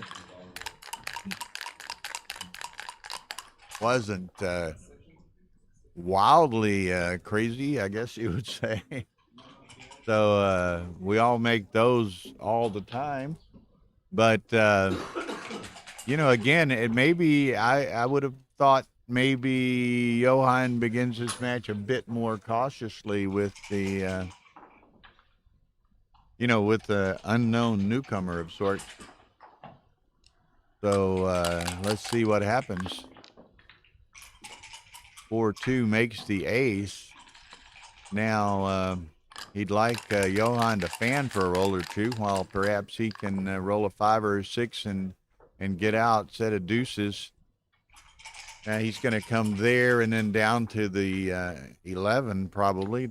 No, he's going to button it up. I thought he might try for more substantial outfield coverage.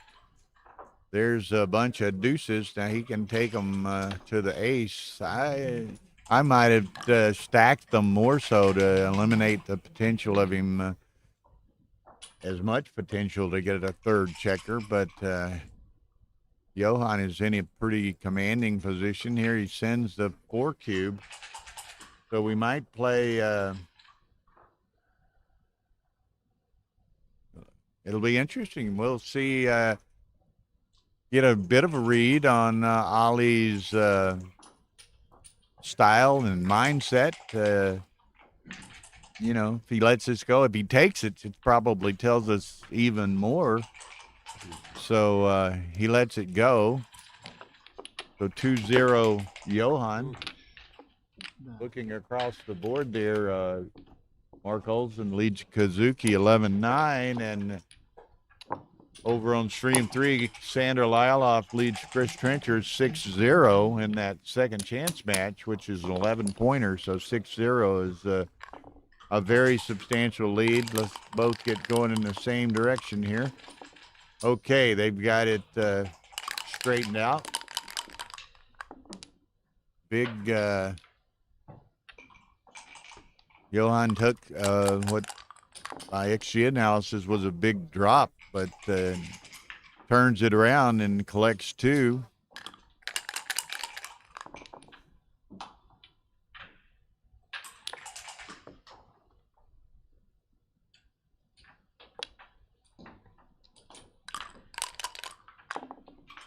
Yeah, so far he's made a very reasonable cube and a very requisite drop. So Ali's cube play has been clean to this point.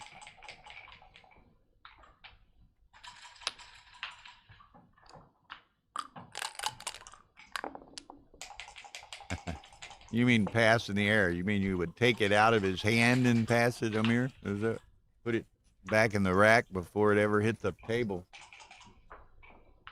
So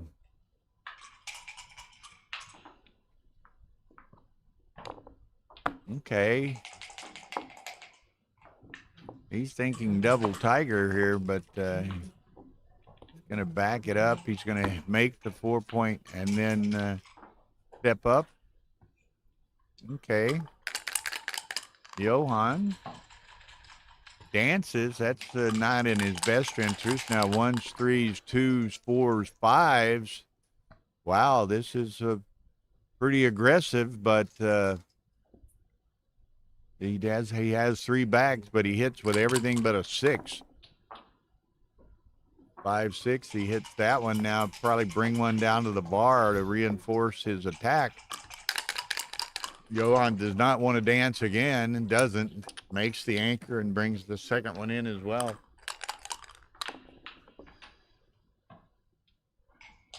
Yeah, Rasul, that's right. Ali is Iranian, and Johan Mozet is half Iranian. His father was Iranian. He spent the first 6 years of his life, I believe he told me, in Iran before moving to Sweden with his Swedish mother. Hey, why don't you let Eric sit down if he would like. You want to join? Going to have a guest host here. Hello, Bill. And repeat your name, introduce yourself. My name is Eric Gage. French? Yes, Eric Gage. I'm French from Paris. Nice to see my hair. Camera over there. Yeah, Where is the camera? the camera's there. You can see us on the lower right side of the screen there. So you look presentable. Hopefully. Can you tell me your name again? Eric, My name is Eric Gage. G-E-U-G. G-U-E-D-J. G-U-E-D-J. G-U-E. G-U-E-D-J. Okay, great. She'll put your name up there. But we'll talk a bit more with Eric as the match progresses. But you have quite a bit of both tournament play and tournament direction experience. Tournament play for a long time already. I was out of the scene for quite a while since the late 2000. Playing a bit more the past few years, and as a tournament organizer, the most old of us may remember those tournaments in France. We had in France for a few years. It was very successful. And also the World Series of Backgammon, which have appropriated the Undefeated. Okay, so do you have much familiarity with either of these players? I think I know Johan, not Ali. Ali Rezai, which I don't know, but Johan, I think I never played him, but I've heard of him. He's quite an established, well-known, good player. Ali is something of an unknown. This is his first international tournament.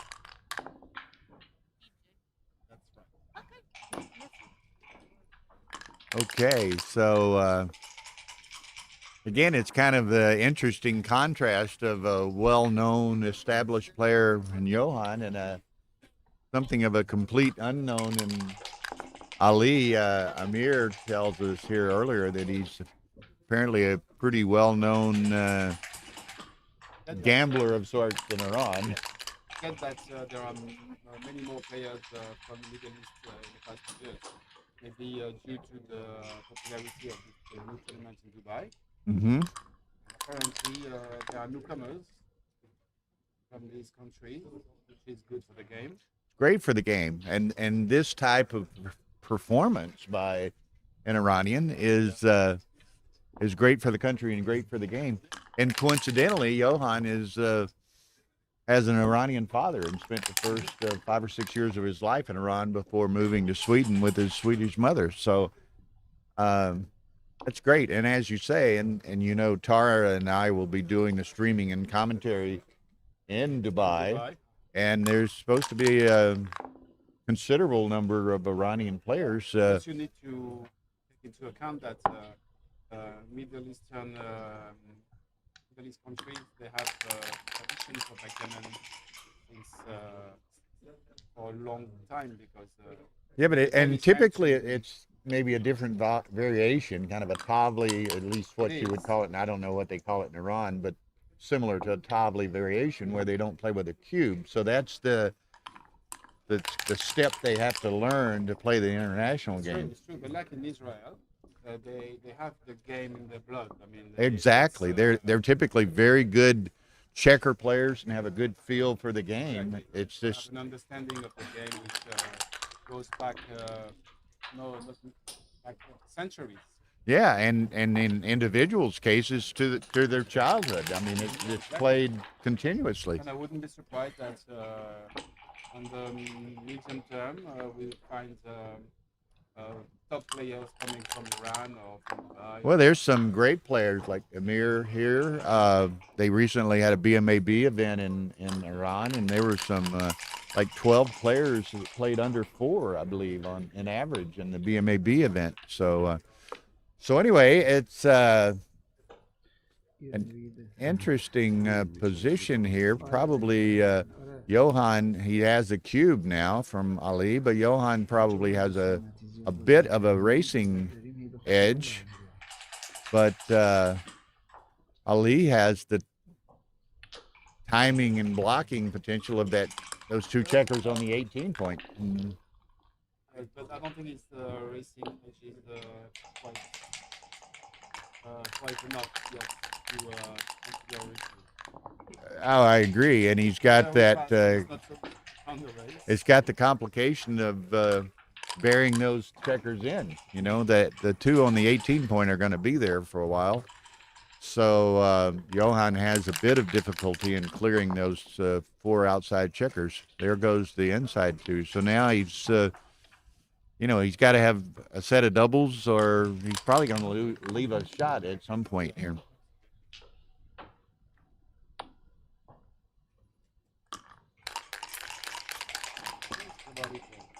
Mm-hmm.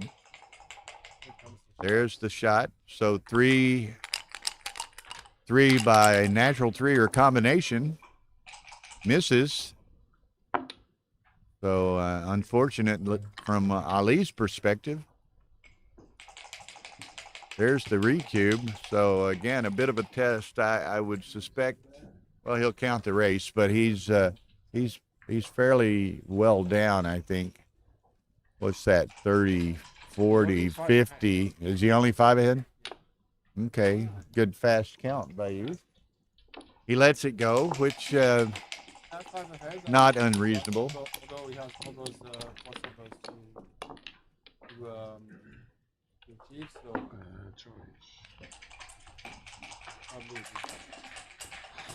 Okay, looking around real quickly, Sandra Laloff leads Chris Trencher 7-0, and Mark Olson is up on Kazuki 13-10 in that high roller semifinal.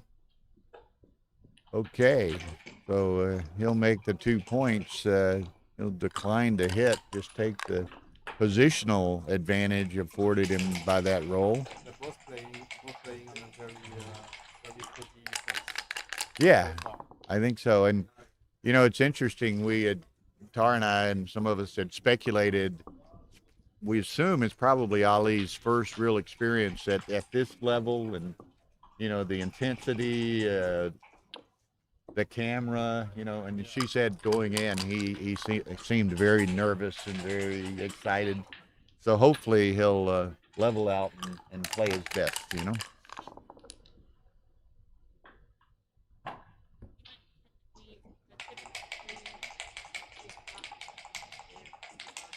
Yeah, Eric and I were talking about that earlier, that, at the Oasis International, there'll be a lot of Iranian players. We saw a lot of them last year when we were there.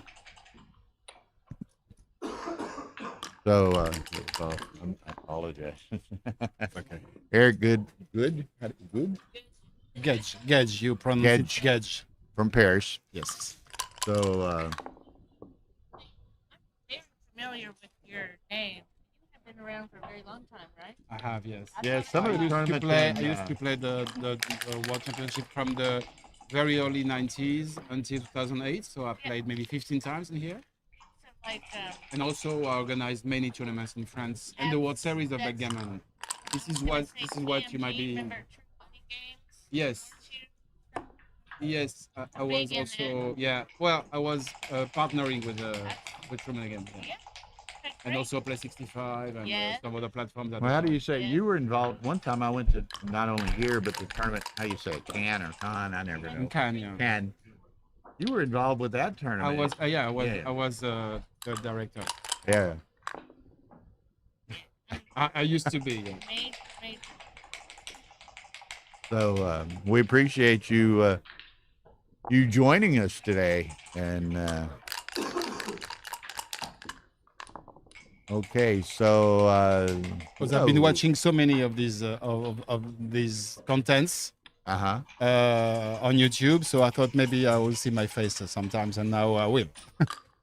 Well, we're glad you did. Okay, so There we go. Johan An action doesn't cube, take long to okay. decide he wants no part Yeah. of that. And I believe he might have realized that he probably does have an edge, a technical edge. So he might want to play more conservative yeah, be a bit cautious, not Yes. put big numbers into play. and play point by point, which is a general strategy that he might already have in mind. You know, and many players say they don't like to play the other player too much, but when maybe the skill level is dramatically different. Yeah, see here, this that's is a perhaps- symptom with this double ace. I mean, at first he wanted to close the bar, which is not normal,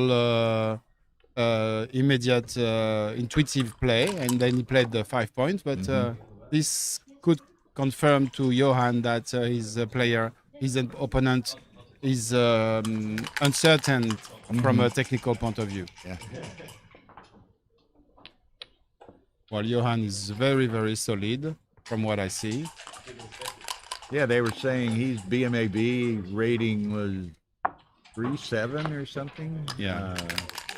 Yeah, 3.7. So he's Yeah, that's- extremely. That's a Competent grandmaster level. Yeah.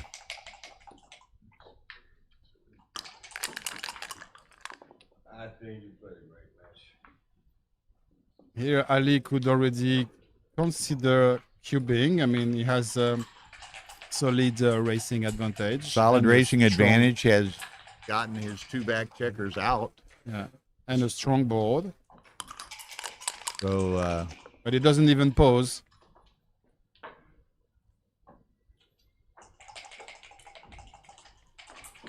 Obviously, Johan would have taken this cube. He has an anchor on the 2 point, and there is still a lot of work to do for Ali to bring this game home.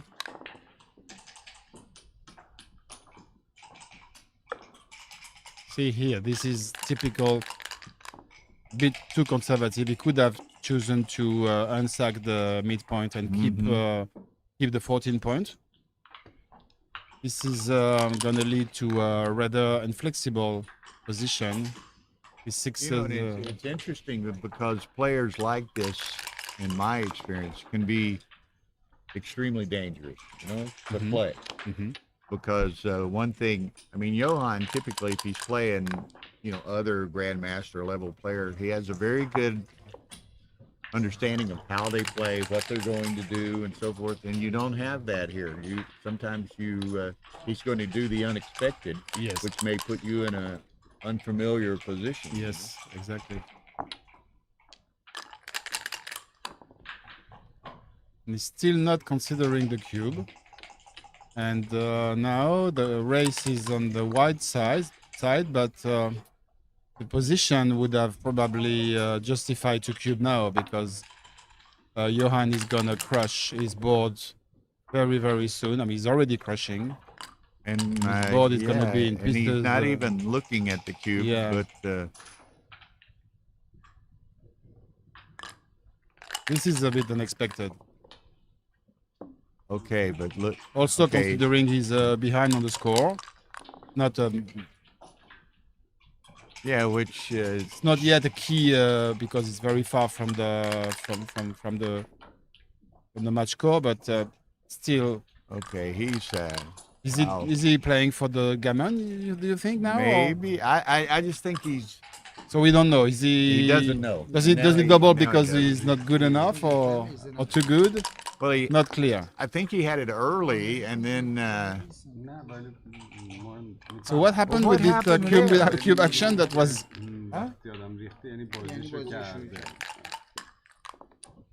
that was strange. What happened here? totally Put the confused. cube and then Johan put it back in the middle. They continue to play. I'm totally confused. Yeah, it's really confusing. Maybe he cocked the dice, and then when he cocked the dice, he cannot cube. This is really strange. Here we go. Nice, and I'm at a And he loss. gives up. I didn't follow that. See, this is the confirmation of what we just talked about. That Johan, after this sequence we just witnessed, clearly Johan is going to be willing to play point by point. I don't think so. Just double. Yeah. Now he has identified a major flaw in his opponents that he doesn't know. He doesn't really know when to cube with maximum efficiency. Well, you know, I thought he had a cube early on for a while, and then it got to the point where it developed where he almost had a trap play developed where he could play for the gammon, but Yeah. then he doubles it. Yeah, but So- the gammon equity with only 2 checkers on the juice point It's is not that rather small. Well, it is, but if he rolled any 5, he had to come out, and then he Yeah, maybe and picks then- one yeah. up and closes them both out. You know, But that's still quite a parlay. I mean, and would you have taken this risk? Probably not. I know I would have cashed. apparently the viewers can hear the board mic. They can hear what the players say. We can't. Oh, right? okay. And one of them says, I believe when he picks up the dice, he must roll. That's what Johan said. When he picks up the dice. Oh, really? Does he? I don't think that's true. though, Oh, no. because he could pick it up. Hey, Tara. No, there is not such rule. I don't think there is. We will need to check this, but I don't think there is such rule. Could you ask Arda to come over? Yeah, because this could repeat. I believe that. I think that if he throws and cocks the dice. Correct. But I mean, I Then- can pick up the dice, put it in my cup, shake, and still be thinking. You know. Of course, I mean it's his role. He's can be thinking. Yeah, I would be really surprised, but again, that there's been some rules that I didn't know about that came out in the Yeah, past, Thomas 10 years. says, obviously he knows Johan. He said he would strongly doubt that happened. Why would Johan say that? It wasn't clear. I mean, I have he no doubled idea. and then Something was he odd. threw it back. Something was odd. Yeah, we'll need to check this because this could happen again. I mean, It could happen again, and that's why Yeah. I asked Tara to go get Arda, and I'll explain to Arda. absolutely, and it's really for the sake of the integrity of the game. This needs to be made clear to both Exactly. players And because Johan might be thinking that. exactly. Did you talk before, or Yes, I need to talk to him. Here we had the cube action. I'll be right back. You can Yeah. talk. Johan finally doubled this with a lot of threats and already strong structure. This is going to be delicate to handle for Ali because now he's really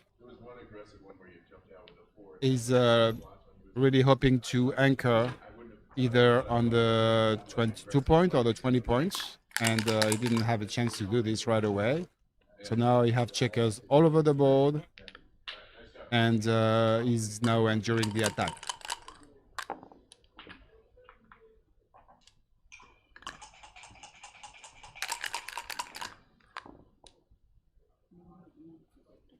And now Johan has a very comfortable game with so he's taking the risk, considering that there are 2 blots in the Ali's inner board on the ace and deuce point, so he doesn't mind leaving flying shots.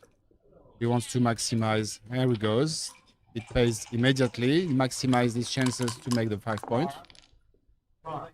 And is now cruising towards gammon game. And even take the luxury to leave flying shots and aim to pick up another checker with this nice opposition of midpoint to bar point.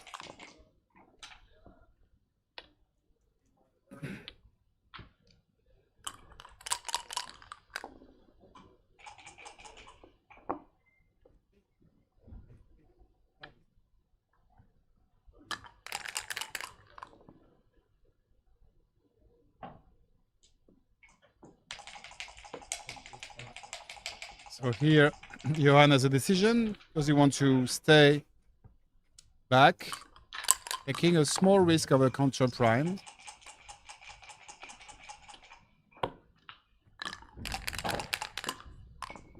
But Ali's board is very weak. Okay. Patrick Goldberg says that Ali rolled and the dice were cocked. Okay, so And this after is the that- case where, yeah, this is the case. Okay, so we missed that. So this is a bit premature. Ali here should just make his bar point, hoping for a double four, which is but this is too risky in my view. We should just make the bar and play 8 to 6. There are some bad numbers. Or immediate double four is a crushing number.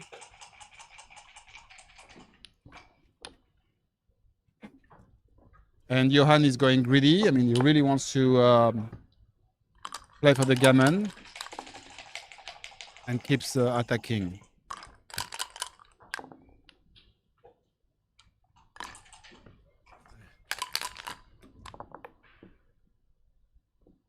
Okay, As Patrick. you said, Bill, yeah, think Ali is that's a bit, reasonable explanation. yeah. So we'll It does we'll make just keep sense. our eye on it. And, it makes sense. Yeah, And, yeah. I would have been surprised that Johan is trying to enforce Oh, yeah, I a don't- rule I- that does not exist. I don't think so. Johan's great. He's but very... it just seemed I didn't catch that. It just Yeah, seemed we such an missed odd the action. sequence, you know. Yes. Now he wants to keep his 6 prime and try to pick up another checker, but now there is more danger because he's missing. His timing is not so good to go around. But okay.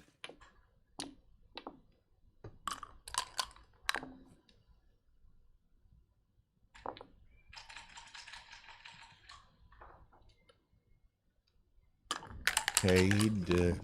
So from what I've seen so far, I would put Johan on a solid 60 to 65% favorite. favorite. Yeah. From the beginning, and now with the big. Oh, he lead, was it's even already. Gonna be more. He was already at that odds 2-1. Yeah. I mean, at least he was. the bookie, yeah, Oh yes. Okay. 3 okay. to 1. Okay. So Ali has already a record. But then again, he reached the semifinals. So Yeah, he obviously there. has some skill. so yeah, some skill and maybe also a good rolling in a good rolling cycle. So who knows? Now here Johan has a choice. They said that you should always bear off. Probably bearing 2 off now is correct. I don't really like that. And Ali needs to I think I would. get a checker moving to hopefully help Although him there are save 3 the game. checkers, so Yeah, so he can move one freely Yeah. just to start. barring a shot, the gammon seems to be quite clear.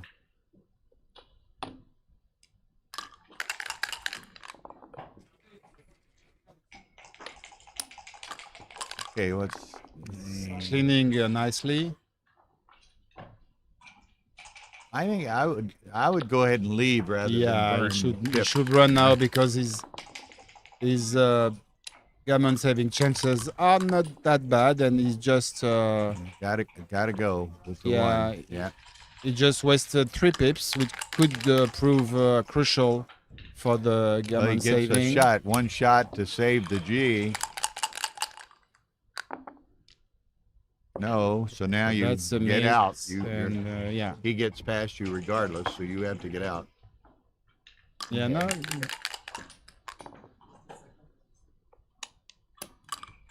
So he's gonna need a double and probably a big one. Okay, be careful. So he needs double 4 or better. Go to the 10.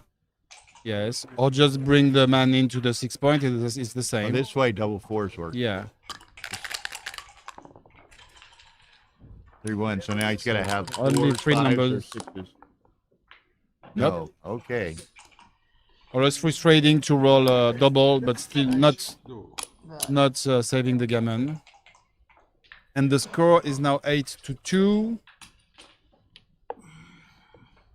break beginning. A very good start from for Johan, and they are taking a break.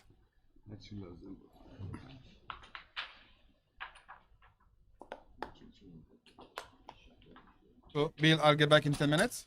Okay, They're taking a break. very good. Thank you for watching. I'll see you guys in 10 minutes. Okay, great. And it's 8-2 Johan. Sander Laloff beat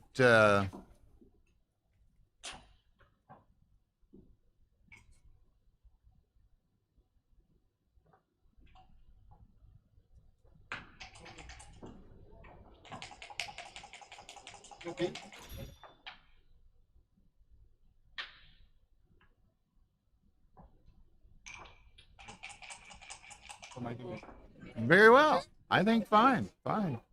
Feels like Sanders' match is over. It is over. Okay, I'm just double checking. Okay.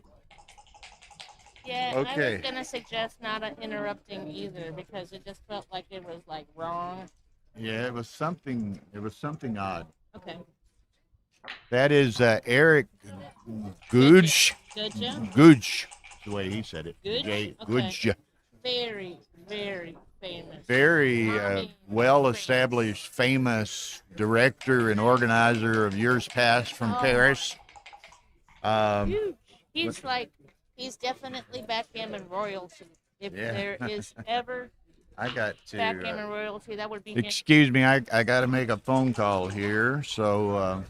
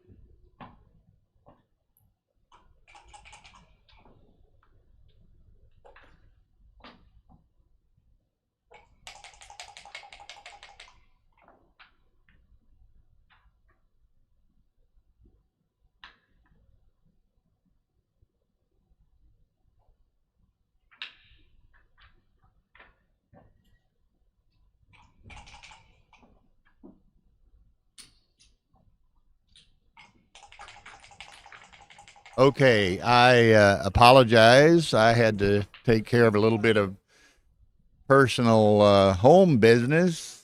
Always something happens while you're out of the country, but hopefully I've got that in process for the moment. And we are on a break here in this undefeated semifinal between Johan Mozed of Sweden and Ali Rezai of Iran. 8-2 Johan. The undefeated final will be tonight at 10 p.m. Now, over there, Olsen and Kazuki, who won that? Mark Olsen won that semifinal. The other undefeated, or not undefeated, the high roller semifinal. So Mark Olsen won that match, and he will be playing Mochi on or out 5 p.m. in the high roller final. And now on Stream 1, the other undefeated bracket semifinal of Stefan Hartmann and Wilcox Snellings will be beginning. And we'll see what happens with that. Where is are you on the phone? Where is Okay. He's going to be right there. We were waiting for that. Oh, they haven't. So, I see. Okay. this has been interesting. Again, apparently Ali Rezai is the Iranian, maybe, I don't know how old he is, middle-aged guy, perhaps. Apparently, has played a lot of backgammon in Iran, but perhaps more of their traditional game, which doesn't involve the doubling cube. And, so this is his first international tournament. He's had a tremendous run to get to the undefeated semifinal, but we don't really have a feel for him other than, again, he's won 5 or 6 matches and doing quite well. Okay, and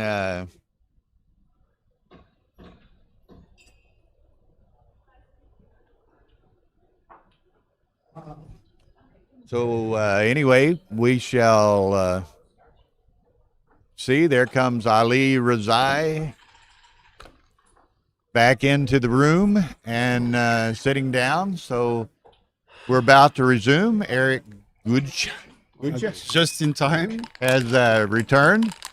So let's see what happens. And again, they're playing. We can see they've neither used a whole lot of time, so they're playing fairly fast Yes, pace. so they started with 34 minute bank time, and they're playing a very fast pace. Ali has only used 2.5 minutes. I believe during the break, hopefully his friends have told him to maybe use a little bit of time because he's playing very fast, which is not to his. One of his friends was telling well, him hopefully that. during the break, It, yeah. realizing that he should take his time, and already Johan could consider cubing here. I mean, the 3 would pretty much lose the market. Double 4 as well. But And then maybe step up, yeah. he has an edge, and the following is what we assume would be a strategy not to take too much risk and avoid playing big cubes. But here he has a very, very strong cube. Is this a take? Even at this score, it's very uncomfortable, and he lets it go, which lets it is, go. and that one was so strong that Now the Johan gap was is widening. not going to not cube, right? But Yeah. he probably will wait a little bit later than But here typically before, he might, yes. because he probably regards him. One, he has a big lead. Mm-hmm. Secondly, probably regards himself as quite a bit stronger player, so he that's doesn't want to put large numbers. And he's rolling really well. I mean, double 1, Yeah. double aces, to He start the game. doesn't want to put big numbers into play.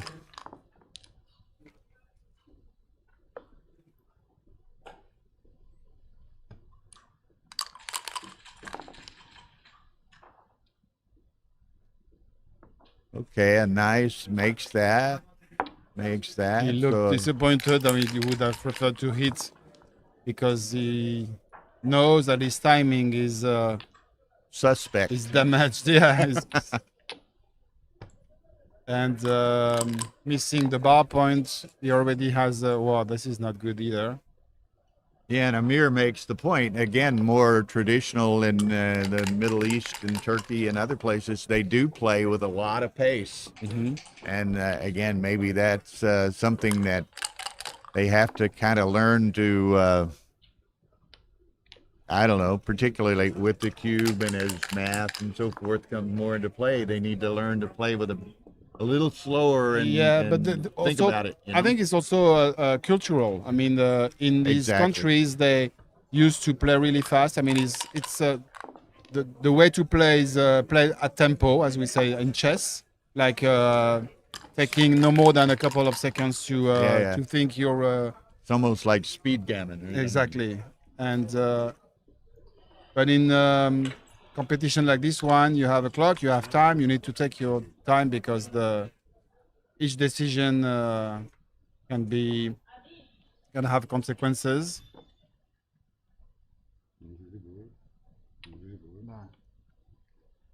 Now Johan seems to be already a solid favorite, even though Ali has a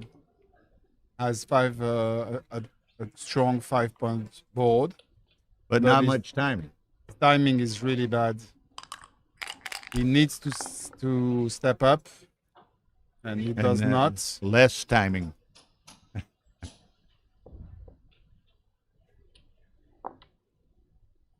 good.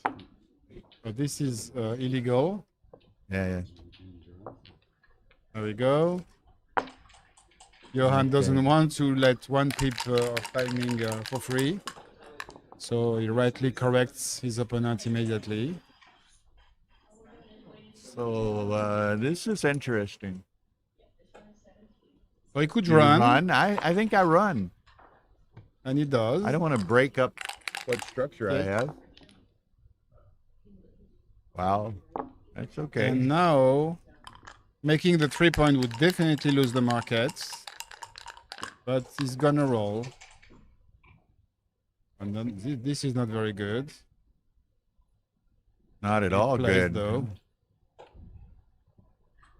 So this is one to the 6-point. It is clear. He doesn't want to break the bar point, certainly. So he's gonna have to stack on the 6 and the 5. It's not very nice. Leaving possibly a 6-2, but doesn't need the 6-2 to make the. I wouldn't leave the 2-6, the 6-2 flying shot. So this is another way to play it. He wants to keep the broken 5 prime just in case. Well, this next roll is going to be fairly key. He's backing it up. Apparently, Ali was confused as to his play. Yeah, but it is legal. Okay, 2-3. So maybe here he could consider hitting with a 3 and coming up because this he has 1s, 2s, and this is a bit hopeless. Even if he survives the ace. And he needs to get fortunate with his roll. Yeah, he needs a double 1. Aces are duped, but nice roll. Very nice roll. Nice roll. And all of a sudden, Ali is in a position where he could cube. And he should actually. Probably should cube. He should cube. He needs to take some risk. And he does not even consider it. And it's there's too late. the double 1. Now he doesn't have a choice here. Double 1 he's blocked. Well, that was only. Yeah. Yeah. Is that now he cubes? He has to let this go. Yeah. 9-3, Johan.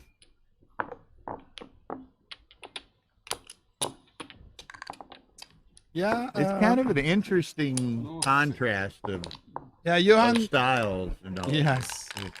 Well, it's the the Latin style against the Scandinavian. It's obviously always a big contrast. And with probably the difference in experience levels too, Of course, amplifies that difference. must be a little bit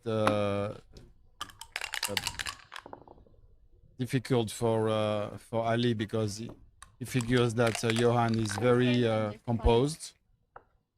I'm sorry. Where's Phil? There's Toby. Okay. The previous game, I believe Johan could have cashed.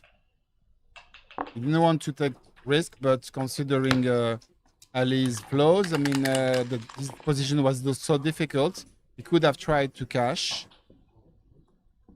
Well, he did not, and then this double one turned the game around.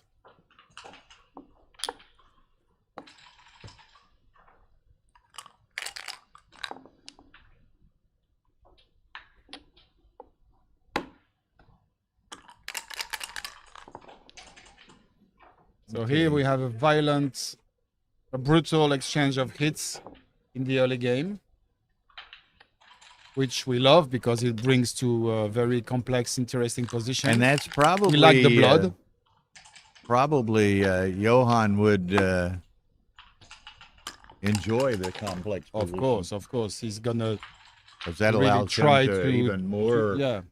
take advantage of his Exactly. maybe higher skill level or more experience. And this also should be part of his strategy to not play too straightforward games, but try to have checkers sent back on the other side. And here, for example, this is a bit strange to put a checker on the ace point in such an early stage of the game. And this is developing into a very interesting game. Yes, but as we say, probably the more complex game favors Johan even more. Certainly.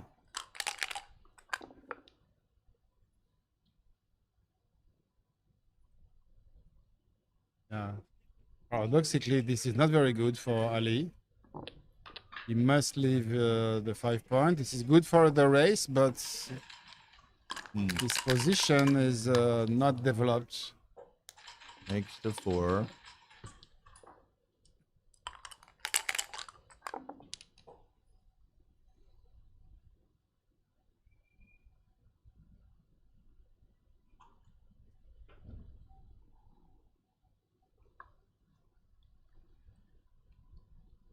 Here, an active play would be to slot the 5, because there is very little danger on the white home board side. There are no spares at all, so he could take the chance now to make a point, but he prefers to step up.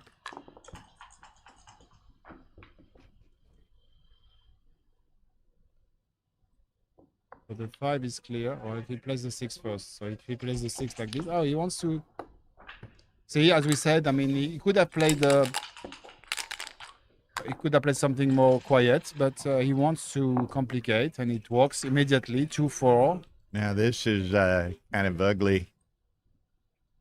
And he's going to play behind, but I think he should have played down. Yes. Johan's got Yes. 3 blots. Exactly. But he's a bit, he's being cautious.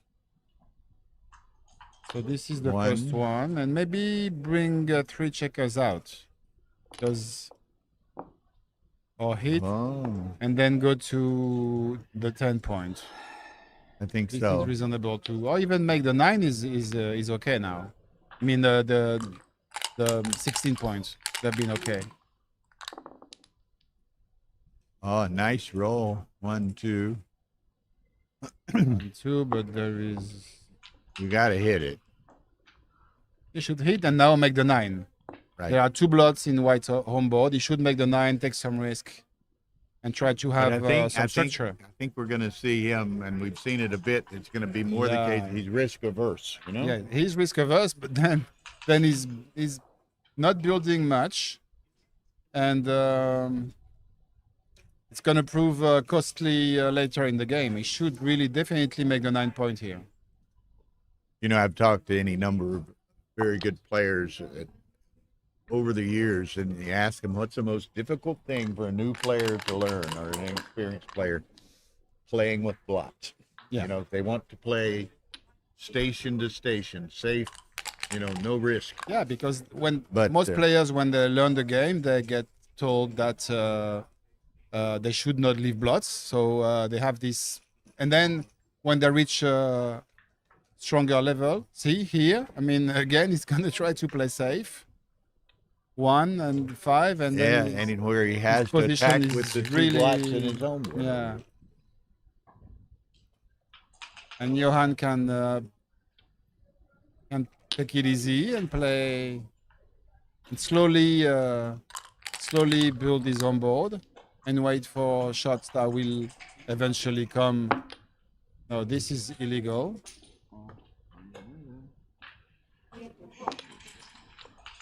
Okay, well, he could have brought the checker down, but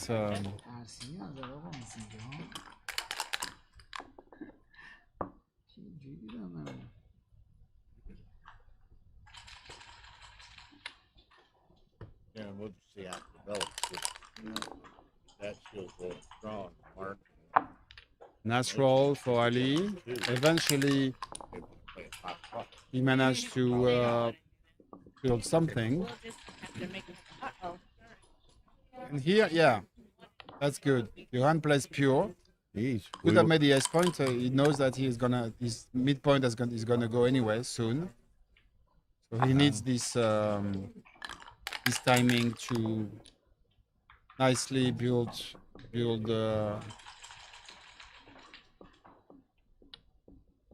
Okay, that's also a good play. He's gonna make the 5.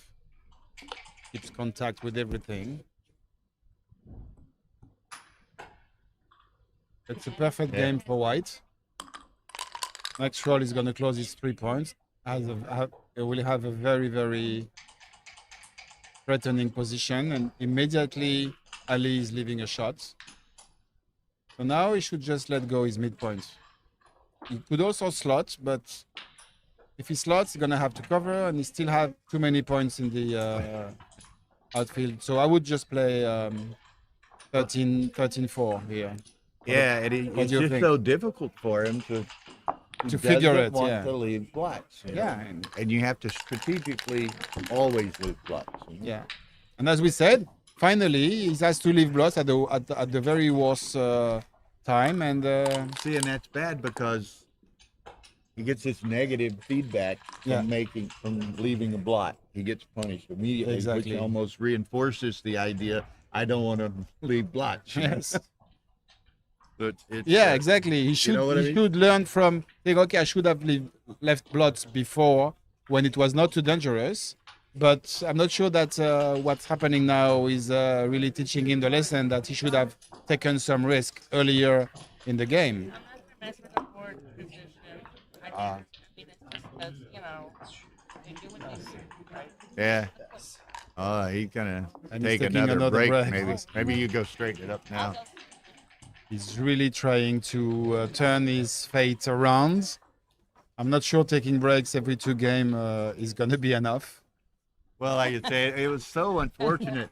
It was so unfortunate for Ali that he finally is forced to make maybe the correct play, and he gets punished for it. Well, So then he immediately goes, "Oh, Yeah. I knew it," you know, and it was just it could be a very short match because now Johan has really taken the size and of Ali's Johan. How are you, sir? level, and Oh, gonna help we, him. we don't want to give any hints here, you know. well, it could be a short match because Johan is This is showing. Johan, you know, huh? Oh, it's you. Oh, okay. From the back, I could see the top of your head, but not. Oh yeah, now I see. I Okay. recognize you. Sorry. I think you might have tried. Plus, not only his inner board is not very threatening, You have a lot of flexibility, and closing out with those 6 checkers in the outfield leaves you solid gammon chance. But we probably shouldn't talk strategically. It's true. It's true. But then he was nice enough to come and see us. So plus, he just- Johan certainly does not need any advice from No, us. I no, mean, he's already showing strong dominance. Oh yes. I think so. Yes. Good luck to Solid, you. very, very solid play. From what we can judge. I mean, who are we to judge? But The numbers that you are thinking about come up. yeah. Yeah. Makes my life easier. Actually, the game before, where he was behind the prime, and then he wrote double one, and then you had to pass, close the board. In this one, we were discussing this. In this one, we thought you may have considered to cash at some point, because he's showing a tendency to drop. He dropped cube very easily. He doesn't even think, and he was trapped on the ace point. So maybe this one you could have cashed, and you lost it, but it's no big deal. I mean, you still have a very, very solid Okay. advantage on the score, but this was possible to cash. We'll see on the analysis, or maybe some the audience has checked it already. I don't have my glasses, so I couldn't see if someone checked if this was a cash. pretty quiet, actually. But it was a very frightening position for him, because he was trapped on the ace point before the double four. Double four was interesting play to keep the 9 point just in case.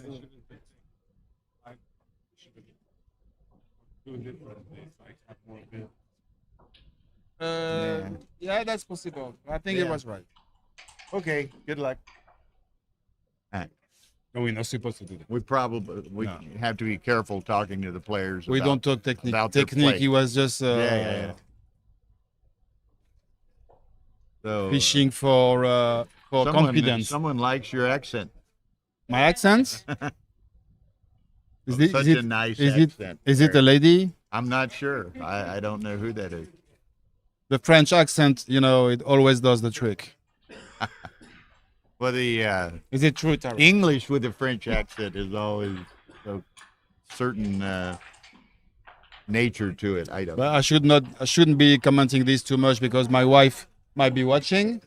So I know she's not. She's now on the beach, but just in case she. Yeah. Don't send any numbers in. Yeah.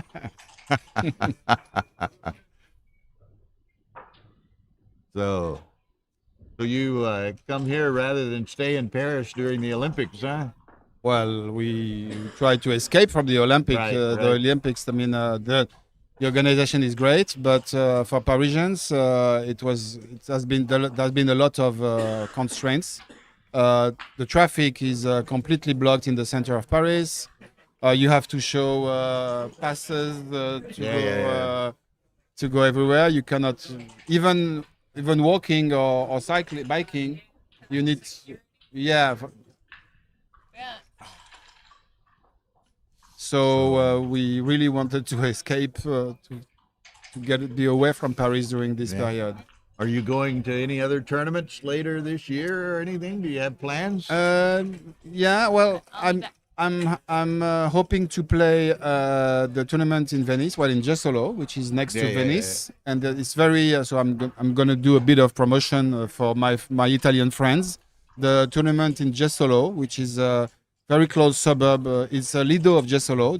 It's an island close to Venice, just 15 minutes by boat from so center it's of kind of Venice. along the string of islands. Lido is one. There is the just- Venice Lido, and then along just alongside there is the Jesolo Lido, Okay. which is actually more entertaining because there are more shops and restaurants than in Venice Lido, and the hotel. I can't remember the name of the hotel. Maybe the Atlantico. Yeah, the Atlantico Hotel in Jesolo is on the beach, literally on the beach.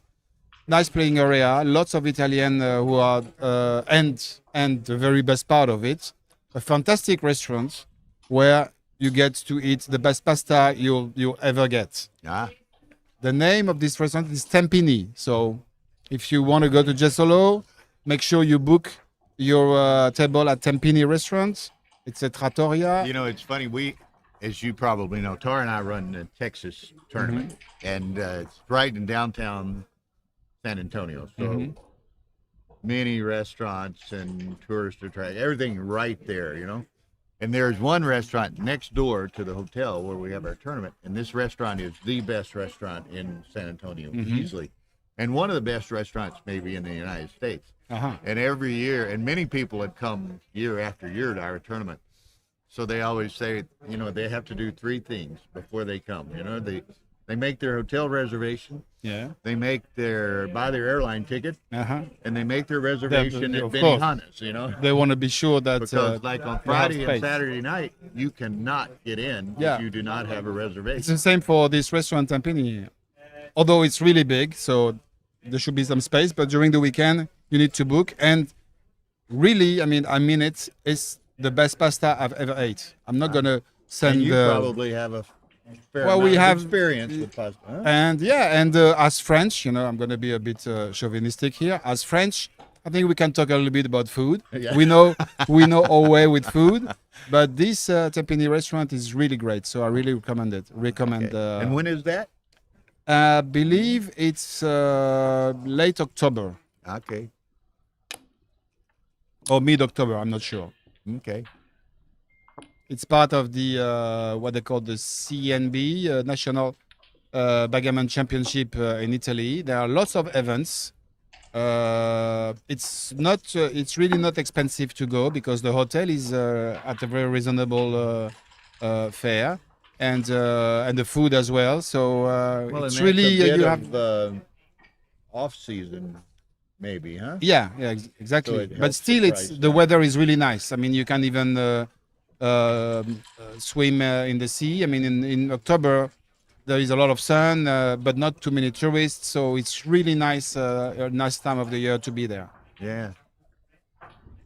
Okay, Jimmy, I will. I'd forgotten. I saw that it was Chris's birthday, and we put him on the stream this morning. Of course, he bombed out there, but I will recall. I will recall to tell him.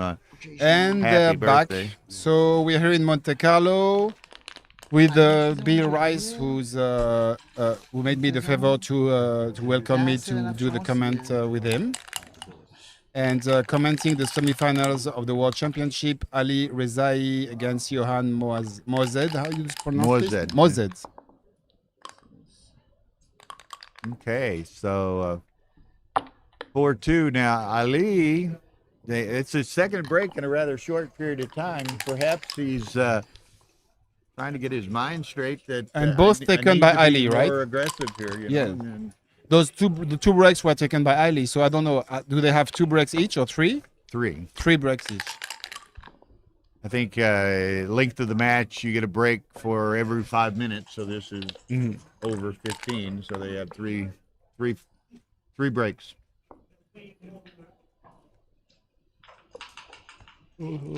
So finally, Ali has a game where he has some sort of positional advantage, but Johan is really Immediately rolling. gets crushed by the roll.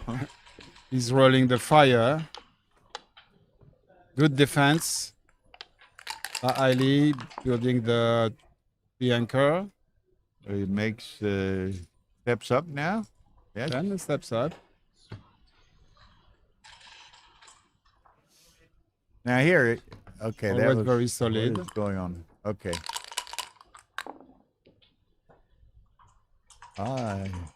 See, again, he's playing He's just something hesitant. which is not. He's behind in the race. He's he has a big race disadvantage, and he's stepping up. And now, if he doesn't roll a 4, again, he's gonna see the back of this game. You know, and like we say, it's I don't know. You know, if he can make a point, he sees that and he does it, but he doesn't play with blocks. He doesn't slot, Yeah. you know. Here again, he didn't even consider counting the race before stepping up from the ace point, right. and now it's very comfortable for Johan. He just need to slowly bring his checkers to safety. He can even break the 3-point, and he does. knows that he's not well likely ahead to in the lead. race, so he wants to play safe for a reason. The other guy wants to play safe because he's not comfortable not playing safe. To the ace, or making the 3. Not sure. I think he should play to the ace. He wants to save some 3s because 3s are going to be tricky numbers soon.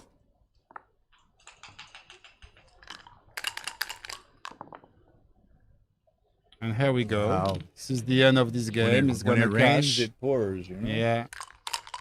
So he's going to cash this. And off to the next game.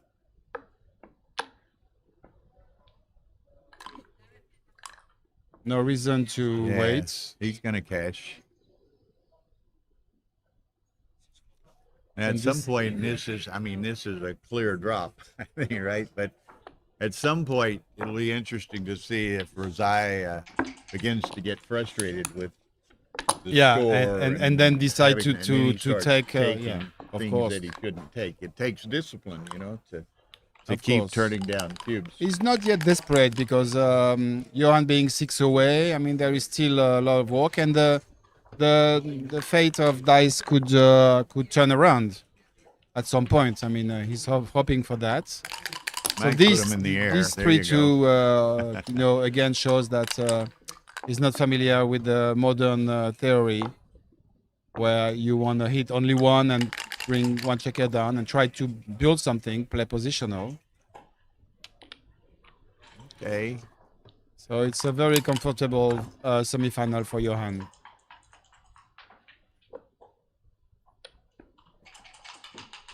iPhone around me. I'm sorry? iPhone. Hello, David. Okay. How are you? Hey, long time no see. Yeah, long time. Good to see you. You too. Thank With you the- for helping earlier, David. David Wells, we had a great experience playing a tournament in Tanger, which was a funny story because this tournament had $100,000 added money. Where was it? In Tanger, in Morocco, North Morocco. Okay. And but only 44 players turned out. Just very strange because 100,000 is Good equity. something that you've never seen in Backgammon. 100,000 other. Yeah. David's a very nice guy and an incredibly good player. Oh yes. We played the final of the Paris Open together back in 2003, and he played way better than me, but I was lucky to win. And also he's a terrific guy. Very good guy. And he's a good backgammon player. Period. He does well in match play, but he's perhaps better known as a money player than he is a match player. Yes. Probably doesn't And want me to say that. It he's a cuts friend down. with Hilak. Yes. He's Poker the player. legend. Una Bomber as his nickname. Okay, so he's gonna I guess you just make the 5. He's got such a good So board, this you is don't want to strange. get He hit does not again. consider making the 5. This is also quite strange.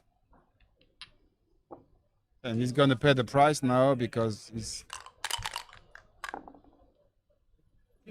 He hits. But now, There we go. now he's going to play safe. Yeah. He's going to make the 5, right? Oh, But he the hits. Okay, close, that's yeah. good. That's good. But he gets it.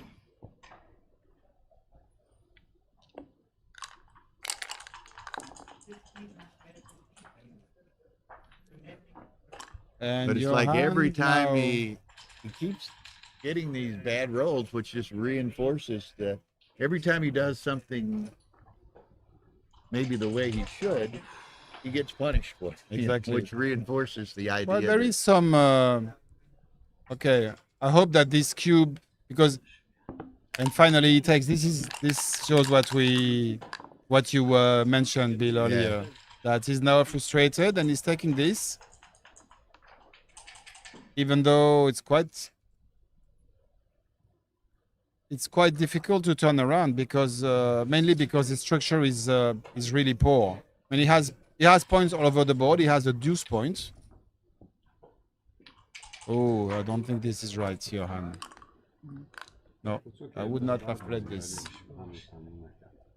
Ah, he has not pushed the clock.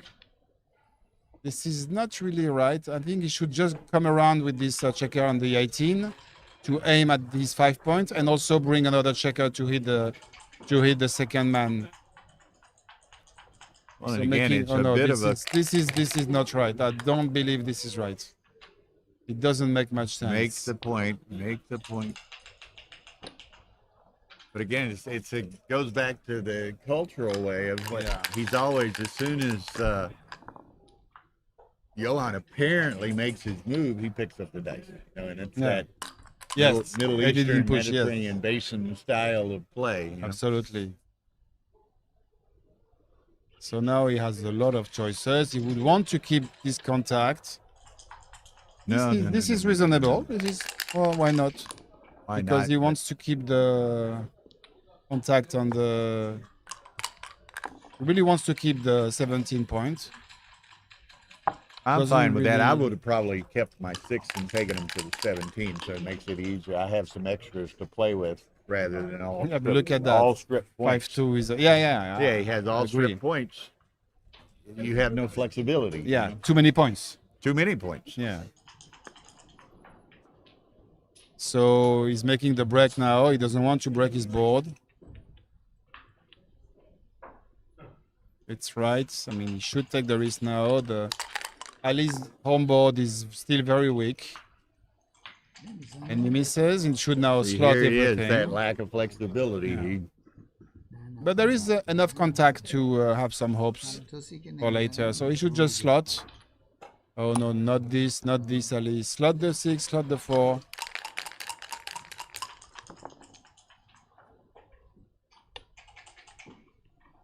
Okay, have to be careful though.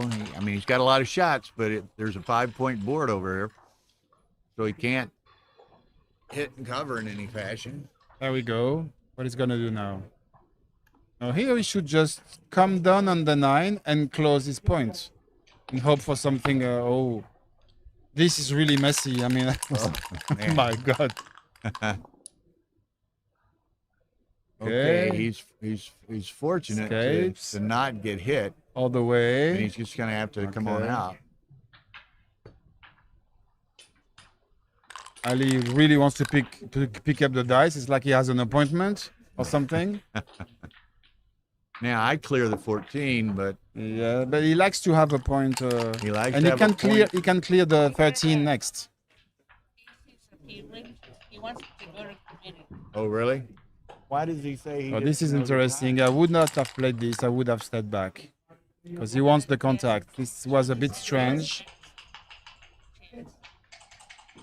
Claims that Could have just broken the 6. Interesting. Okay, this is illegal. Well, yeah, Okay. you gotta move the You 1-5. need to play. Yeah, Yeah, I think Johan has made a little mistake here. When he played double 2, he played from the 6 to the 13 and broke, but he should have kept the contact because the contact is clearly still on his side. And now he might be suffering a little bit to bring this home. Even the race equity now for Ali is not that terrible. Yeah, he just. That's This is 6-2. illegal. Back that up. 6-2. They're both making some misplays. I think you want to clear that. Yeah, he slot the 6. I mean, Yeah. you need to. Absolutely. Okay, correct, Ali. Wants to create some sort of threat. Okay. So he'll keep the 17, or should. Well, maybe he doesn't. Yes. You roll double 6. Oops, this is illegal again. Okay. And now, yeah, the cube is gonna come back. Okay, now. he should send it back. Yes, He's, he has there it 6, goes. 8. He knows to do that. 8, 7. He's only 2 pips ahead, Only how many? but only 2. Okay. But there is more wastage on Johan's side, so plus many more crossover. So this was a Yeah, mistake I again. He think should this have. is should have I liked reinforced the at 4. score. I very much liked his cube, Yeah, his recube. yeah, of course.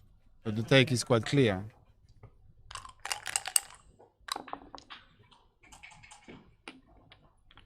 This illustrates that Johan had kept his strategy of playing really conservative, and then on this game he did not, and he might be paying this with 4 points.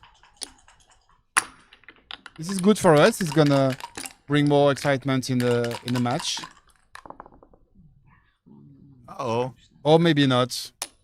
seems like every time Ali looks up, So are we a gonna rainstorm hits him. Are we gonna see an 8 cube and then a 16? I don't know. I think it would Well, have to be It's all but Jen before it's possible. Johan would put an 8. Yeah, but in Ali, I play. think is a bit frustrated with his game, and he's gonna be willing to play 15-3. Absolutely. 15-3. Will he have the patience? It looks like we're going towards a 4 cube. Maybe not this roll, Oh, or not.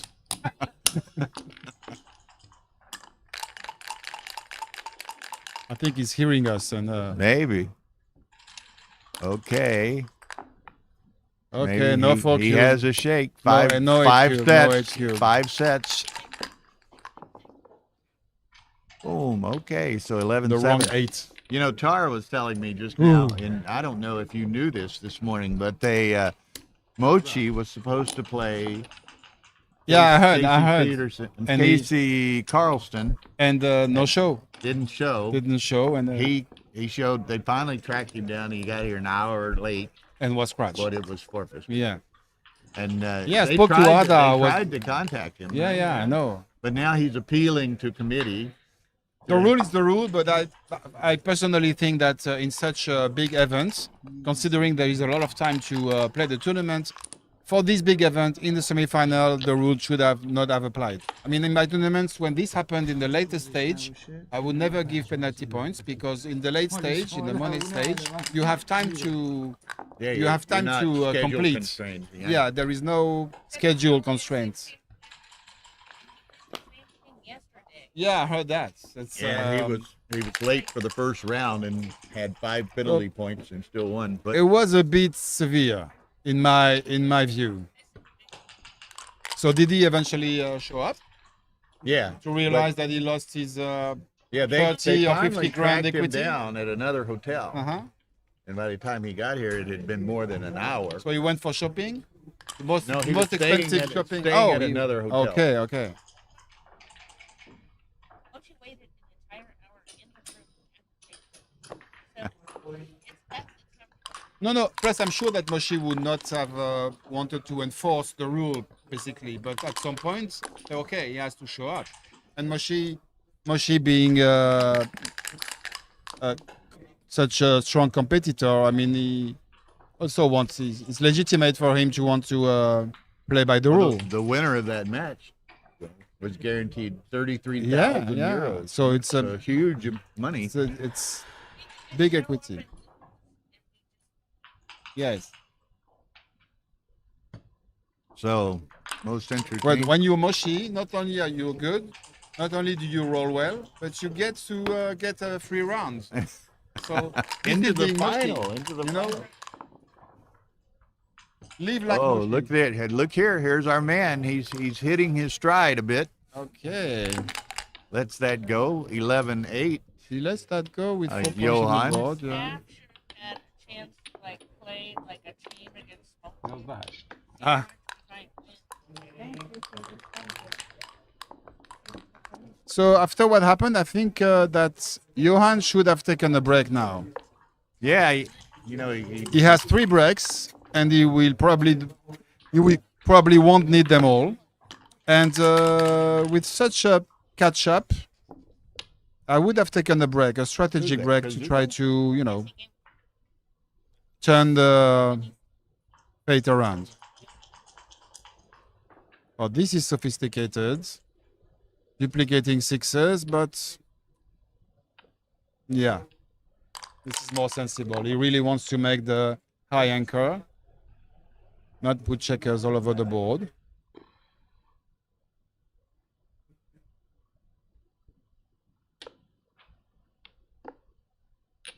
Oh. Ali being Ali, playing not so flexible.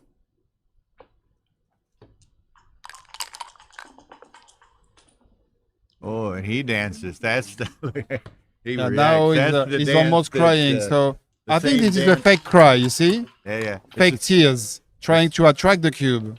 the same. But Johan does not fall into those Johan tricks. had last time. The double Yeah. 5 on 2-point No, board. did you see Ali? Yeah. When he danced, he was like, ooh, trying to attract the cube, an early cube. So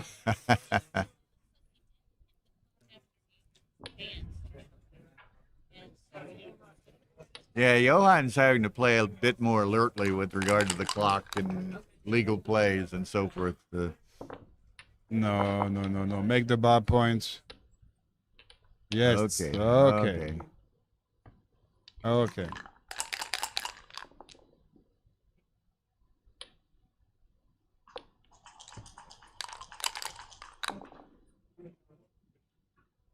Okay, nice roll. Okay. Now, You know, if the dice allow him a basic game, you know, he plays Yes. okay. It's when it gets a bit more complicated, when he gets into trouble. well, he look at that. For example, that was quite basic. Escaping both checkers. Okay, so now he's Creating he's a going to- strong he's edge in gonna- the He's already race. reaching for it. Yeah. But this is a take. I mean, the race is not. Yeah. Well. Yeah, but I don't think again, Johan's not gonna put big numbers into play Yes, against this guy. but That was done. considering that Ali has shown a lot of flaws, technical flaws, I would have taken this into account. Plus, it was a clear technical take. I mean, being anchored on the 3, you can take with even more than 20 pips, 20 pips behind in the race. So I don't think that Johan should now count too much on his advantage, because he's only two points ahead. yeah, it's not he that was much. up 11-3, and Yeah, now it's 11-9. So he's gonna need to get back into normal strategy and not give too many free points.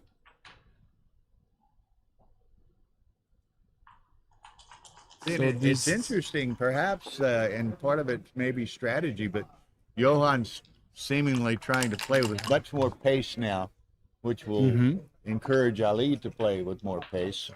And not that he needs much encouragement. Yeah, exactly. But I'm not sure about the strategy, because Ali's is gonna play fast. I feel that whether Ali plays very fast or just fast is not gonna affect his level of play so much. Yeah. So I'm not sure that Johan should really fall into this strategy. Well, go for this strategy to. Okay, I'm not sure. Okay.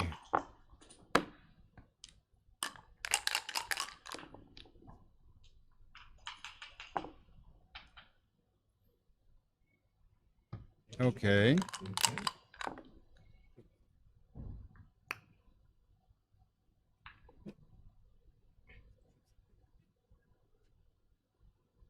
No. What this? At least he should just get this one to safety is better. And Johan keeps rolling reasonably good. Yes.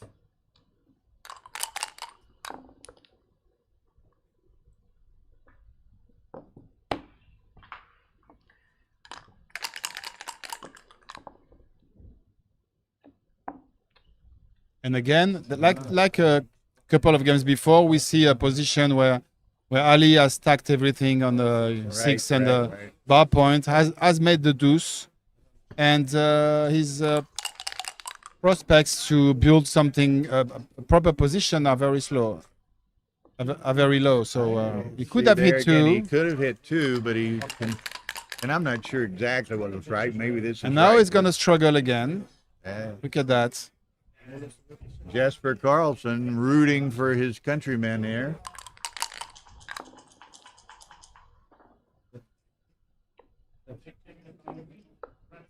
Well, at least he slots two. Oh, finally, yeah. I was afraid that he would Yeah, play. yeah. Stacking them. Huh? Yeah. So now, oh, I wouldn't play that. I think he could switch from the 6 to the 3. This is possible. And hold everything. But this is okay. He's creating himself a reserve of timing, and he doesn't really need these 16 points for extra. So he played something more sophisticated. He leaves the blots and create a strong board. He can hit and make the 3, And he should. and he should. It nicely duplicates 1s and 5s. And he But needs to do the he action will play. So I wonder how he's going to bring this to safety. It's going to be really difficult. It's going to be difficult to clear these two strip checkers. Unless Or not. you roll double 5. right? Yeah. So should he make the 5 or bring them down? I think make the 5. Yeah, this is a bit cheesy. With holes everywhere. Now, But he does wants- he thin this? And Yeah. again, another probably a take. Of course, yes. But what does Mozart? There is a lot of contact. He drops this. He lets it go. Yes, you see, He's adjusting it, but maybe too. yeah, but he's adjusting and giving those 3 points. Because that was very difficult to clear. Yes. Plus, even the race equity was not killed. I could not really evaluate the race there, but he was no more than 20 pips behind.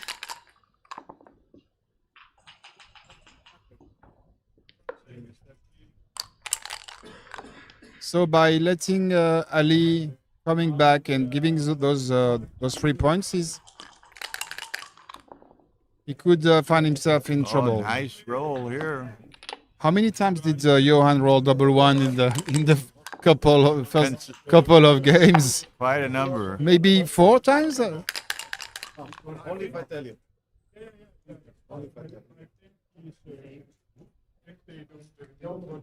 So he wants to play safe. This and maybe split. No, splitting was okay. That hits. Yeah.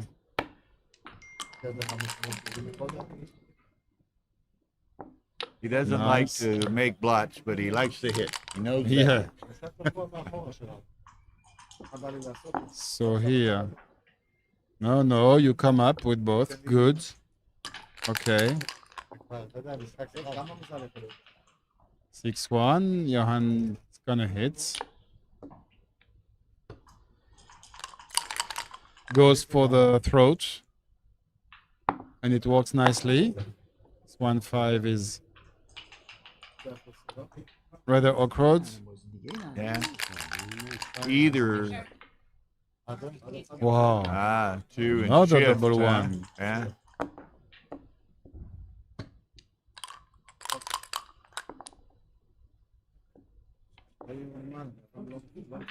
Don't pick that up.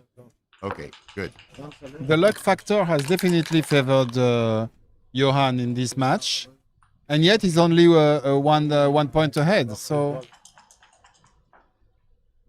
obviously there has been this 4 cube. Type in 5 p.m. there. 6-1 is nice. Yeah, 5 p.m. Well, I'm busy. And we're seeing a turning point here. I think for the first time, Ali might be slightly ahead. Other thing equals, obviously.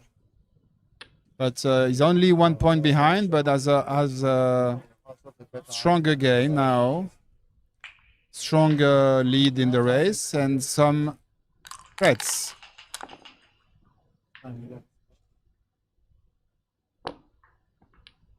Goes for the run. Oh.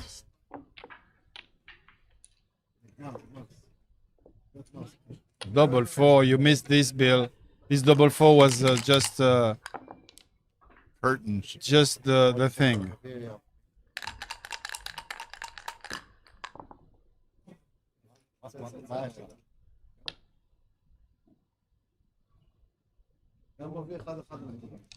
In a similar game earlier in the match, Johan decided to cash in a very similar game, and now he wants to play for the gammon. I could have considered slotting the board, but it does not, and then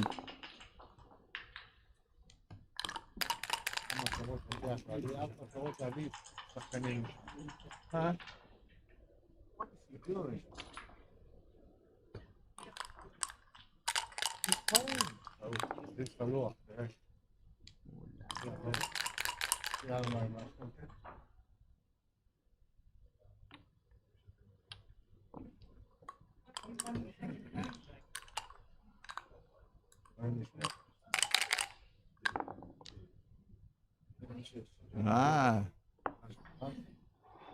6-1. It needs to run, come out. huh? Run. It's your best chance you're going to get.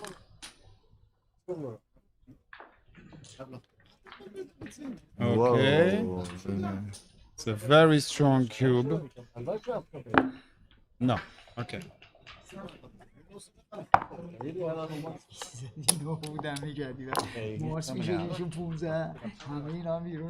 Okay. At least they're.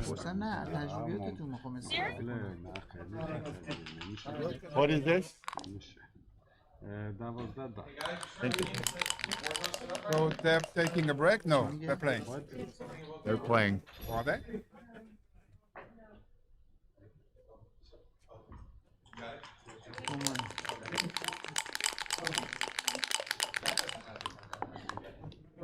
I had to pause for some sort of technical adjustments.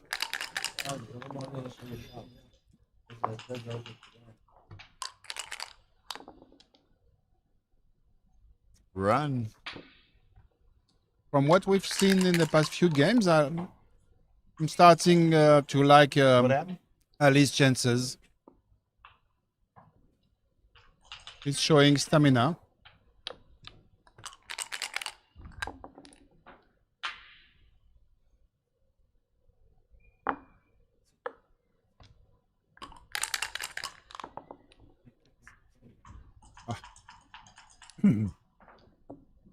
Johan keeps rolling on fire. Every time he slots something, he gets Yeah. hit. Look at that. There isn't much. There isn't much to let go in Johan rolling arsenal. I don't think I saw him dancing once since the beginning, or maybe once since the beginning of the game.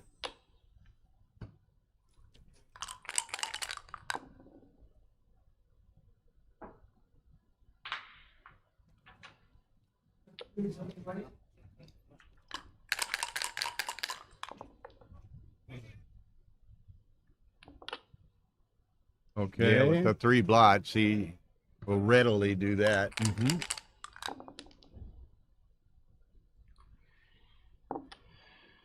Cleans it up. The calinator, I don't know. I'll look at that video later. Some people thought that Ali had cocked the dice before and Johan wouldn't let him cube, which would have been correct. Now Johan but, has a choice. Is I'm not sure. We'll just have to look. okay. That's really nice.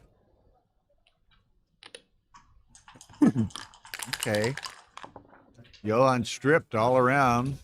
Now we have an even race and a better structure for Ali. Maybe he leaves from the mid now with 2 blots, huh?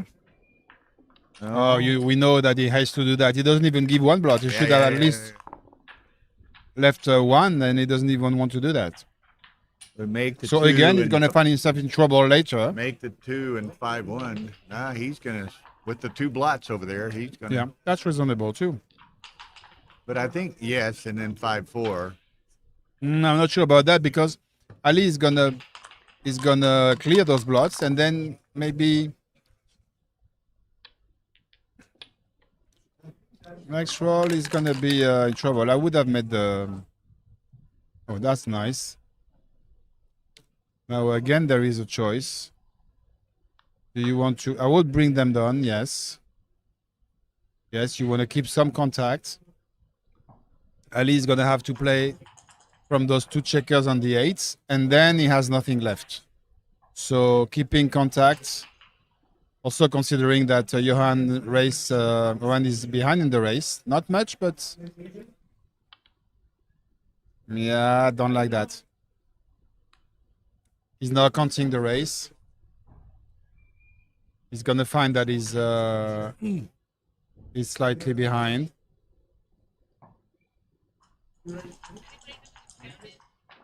I'm not counting. Wilson. He's done 2 and 2, 6, 10. He's 10 pips behind before the roll, so now he's now 2 pips behind in the race. So that's a good play. Keeps the contact,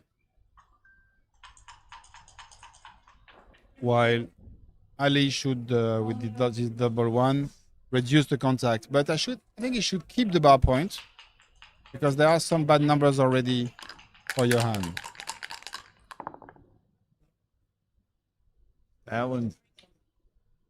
That's good. That's good. He can probably handle another roll after this. Well, this is very good. Question is, I should definitely count the race before doing this. Not sure on this. Maybe it would be better off to just play for a straightforward Play to the race. 8. Maybe. I don't know. I don't know about that. I'm not sure. He put himself in trouble. Because now, when we look at the timing, he plays first. Oh, okay. Nice roll. Okay, this is a good way to solve his problems. He's a bit ahead. He's definitely on the verge of cubing now. After double 3, double 4, has a solid Now it's advance. very close. Now Almost here, even. 2 behind here, and then 2 and 8. Again, Johan is 8 behind after the roll. So this is a good cube. He's let the It's a good Johan cube. consider this knowing he's going Yes. to cube. No. Not that he'll probably do anything. So any the race differently, is but, 67 to 75, and it's a very good cube and a borderline take, I would say.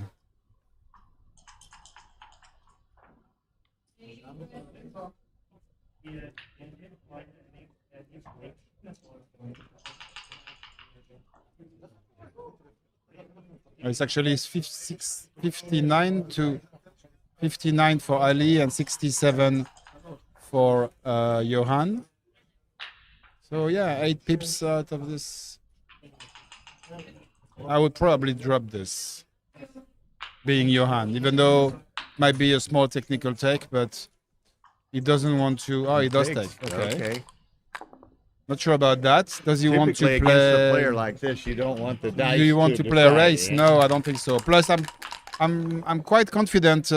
Even if it's a take, it's no better than borderline. Yeah. If someone wants to check this in the audience, tell us if this was a take or not. When we look at how it develops now, do we think now it's a take? Look at that. Ali is getting close to a speedboard, and Johan is still struggling to bring his last checker in. Look at that. Rolling Whoa. very poorly. Slot the ace, perhaps. No. He's already playing for 6-5, figuring that he's going to need a big double in this game. So I'm sure he now regrets having taken this cube. He is way behind now. Again, after this, being Johan, I would take a break. The game is 5 away. After this. He was up, what, 11-3? 11-3. Look at that. This catch up.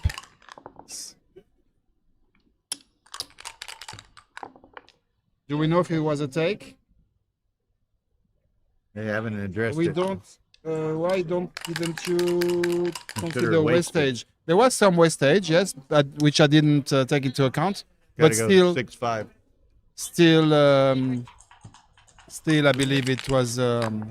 Thank you, Massimo. It was not even close to a take.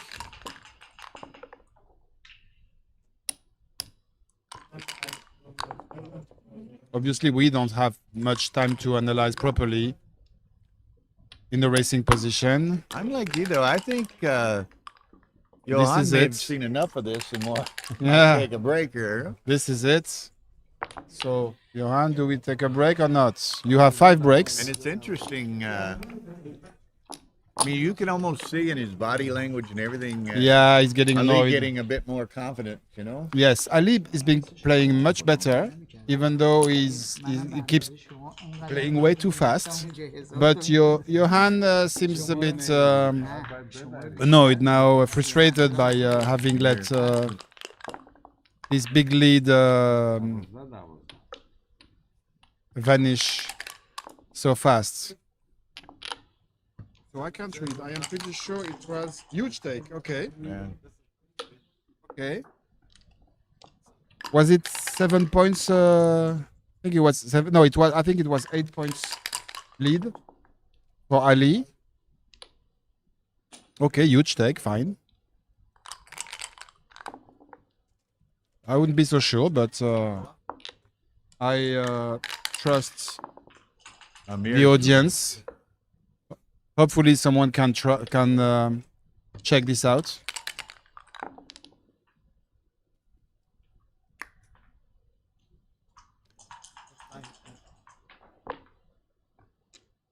He was like 4 done in EPC. Okay, because of the wastage. So it was borderline double, huge take. All right. So Ali has So is this the an opinion? I wonder if this is an opinion or was it factual. was it factual? But also, as we commented with Bill, considering the skill gap between the two players, do you really want to leave? Takes that kind of cube. Yeah, to take a cube where you're gonna have to roll better. Well, you just turn it into dice rolling contest. Yeah, Which because favors Ali and not Johan. because even Ali wouldn't make any mistake in just bearing off his checkers. I mean, no offense to his ability, but and here we go. 12-0. And for the first time, Ali has the edge in this match. And now he should run, but wants to play aggressive. This is also cultural. When you can hit, you do hit. Yeah. Okay. This time he did not need to hit, but he did.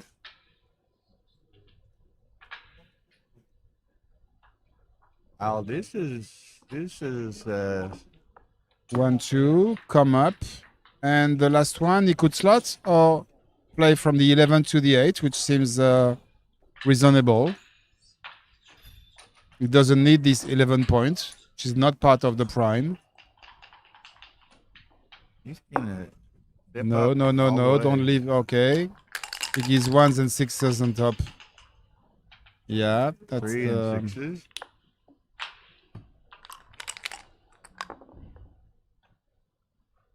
Well, this is nice.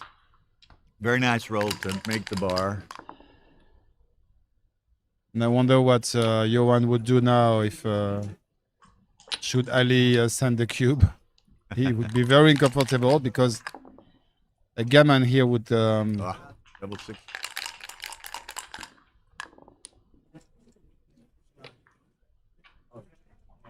I should slot the bar. He doesn't have much time to build. Okay. Oh, who's alive in the second chance bracket? And these matches are, some of these matches may have concluded now, but So Wilcox against. Lilehoff won. Handon was playing Macklin. Akiko was The other playing semifinal, okay. Petco. Branconi was playing Scambato. Grandstedt was playing De Coteau. Reclitus was playing Sachs.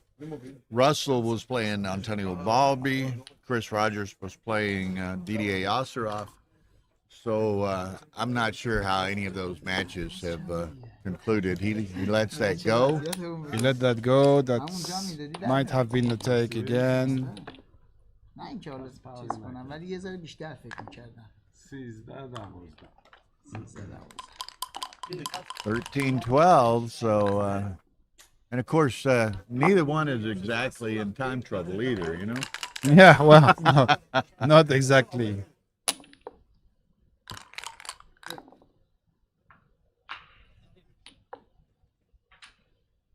I even wonder how Ali managed to use 6 minutes of his bank time, considering that he's playing almost everything instantly. So, Okay, nice sequence for Ali.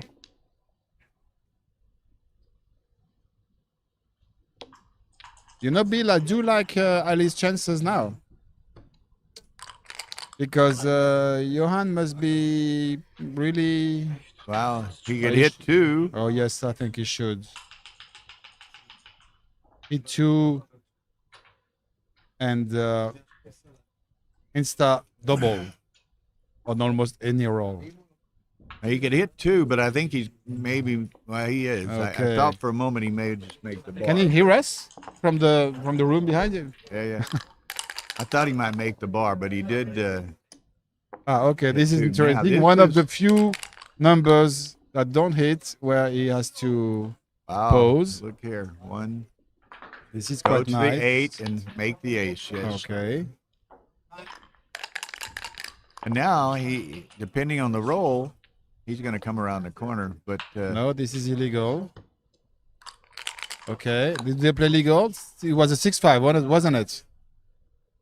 It was a 6-5. He played the 6-4. I don't know. Maybe so. Was Church Besh, not 6-4, right? What's Church? 6-5. Okay, Ali, 5-4. Just got to come out. Come out. Okay. Okay, Ali, you need to consider cubing Dan- soon. Okay. Come on. Don't want to cube this? No, okay. Why not?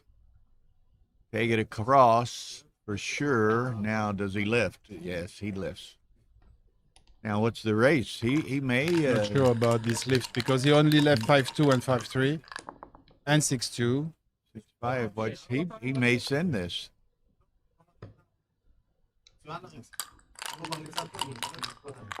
Doesn't really consider it. Okay, so he wants to bring the 5 in and the 4 down to restore some sort of flexibility and some threat. So this is the 5. Hit. I don't see him hitting. This is not his style. Okay. Okay. All right. Very Playing against his style. assertive play. And Okay, now, now send it. No.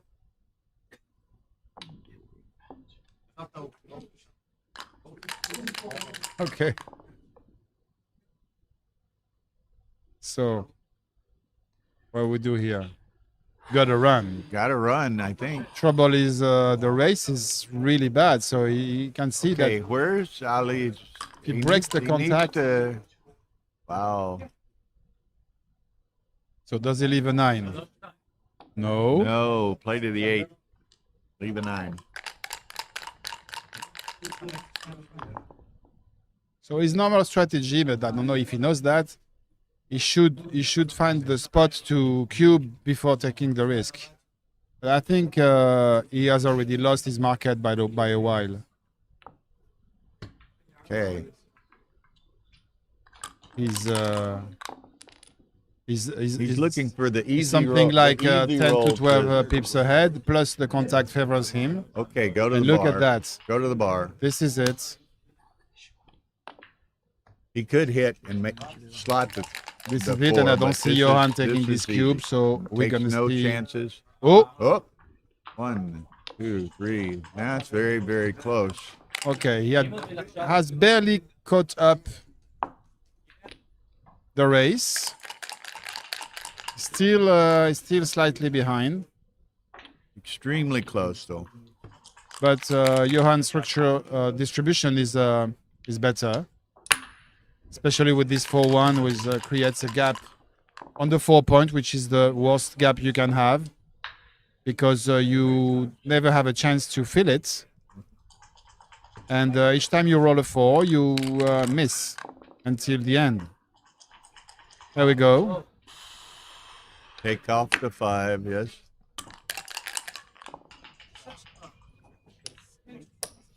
So that was quite unfortunate for Ali not having cubed when he had a chance. He had a couple of chances yeah, early yeah, on. yeah, quite a few chances. And now he's struggling.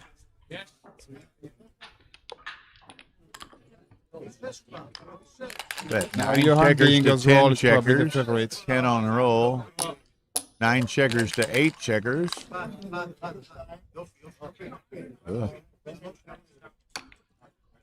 You guys have a bet on Johan? Yes. Okay. No, we love Sweden. No, because it doesn't. This flag doesn't look Israeli. So I was wondering. Now we are Sweden. After we are Japan. Okay. Originally, when she set this up, Tara had made It's a not like political. You don't want Iran to win. No? Okay. Tara originally when she set this up, she had made a mistake and she put an Israeli flag for Ali. For Ali? Ooh. And I said, that is not good. No. You don't want to do that. So, okay, Ali needs some number. Well, moves a it lot of is a freight, miss. but doesn't take many off. As But we said, this takes gap on cube the away 4. from, takes the cube away from This Johan. gap on the 4, this weakness on the 4-point is proving very, very costly. I mean, he could have 6 checkers. taken more checkers off. Now he has an odd number of checkers. 6 checkers apiece. But I That's believe a Ali miss. is still the Okay, favorite.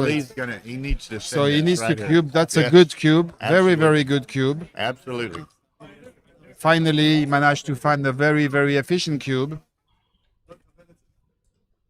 And this is tricky. This is really awkward for Johan because there are some 4s that miss. But even after a 4, on Ali's side, his game is far from a gin. You know, he missed some cubes early, but this one's perfectly timed. Yeah.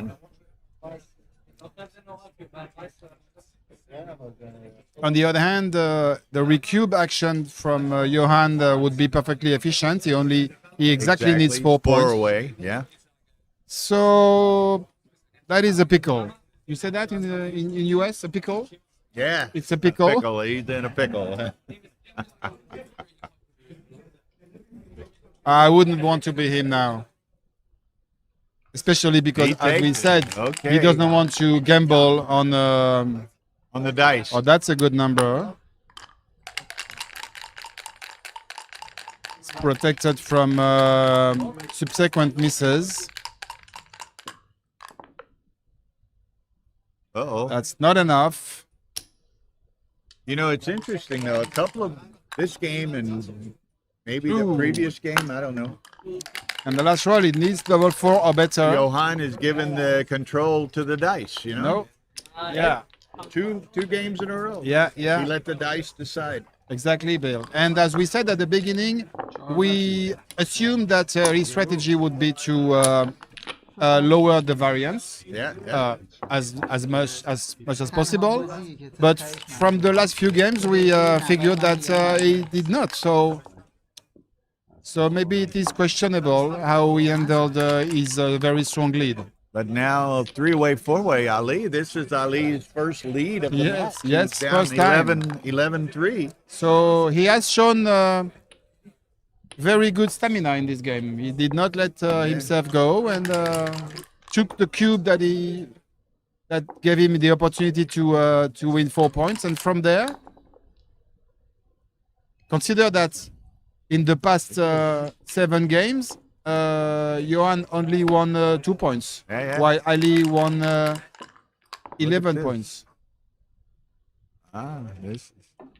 Ali has 4 points early, or 3.5 point board early.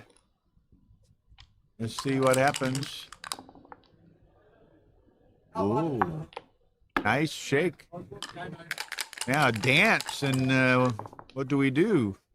No dance. Not a dance. No dance. This is Perfect. what we do. 9s and 6 and no 4s. dance. Double 2s to Very nice. consolidate everything, and the game is in the middle. Very nice. Nice. Okay, Ali.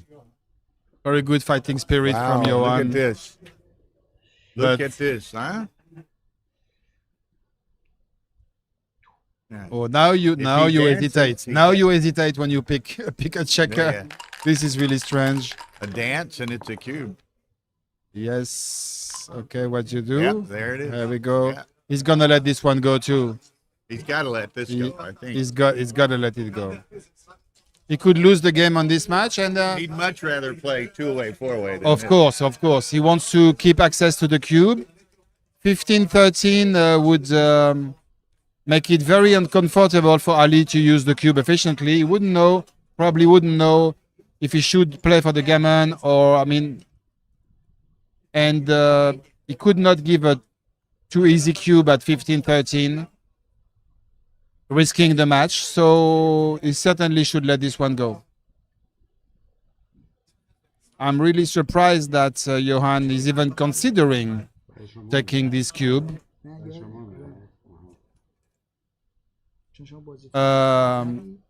Having watched him dropping in position that were less threatening than this one. He's on the bar, an immediate 4. Whoa! Well, this is a surprise.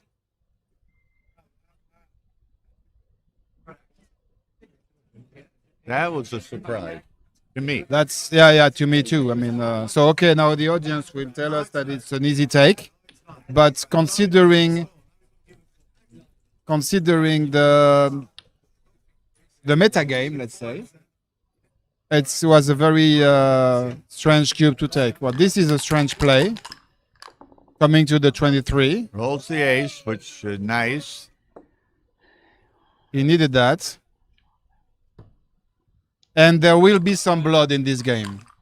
There will be blood. Safety. No. Oh, I don't think this is right too. Does he want to stay trapped on the 23? Probably not. Should have come all the way.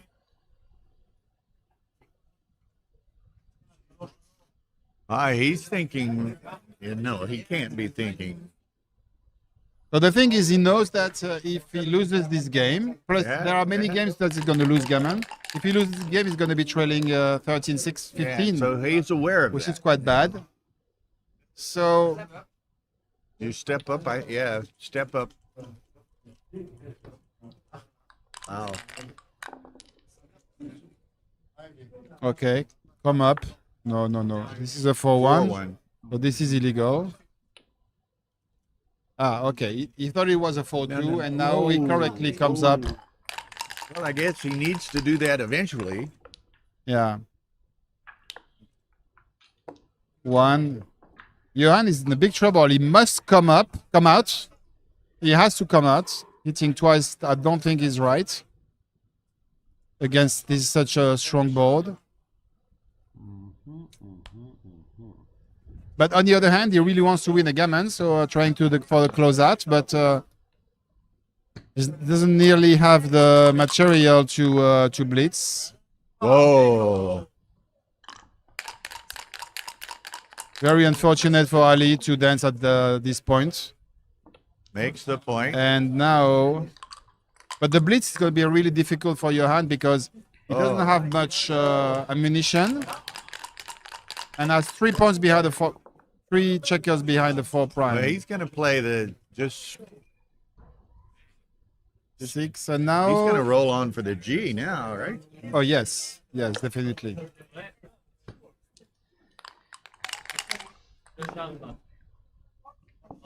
Both in. Good reaction from Ali. This is a popular match. A huge We have crowd. now a big crowd around us. 6-1 makes the bar. This is correct. Okay, he needs a 2 badly. Oh, okay. 2 twos.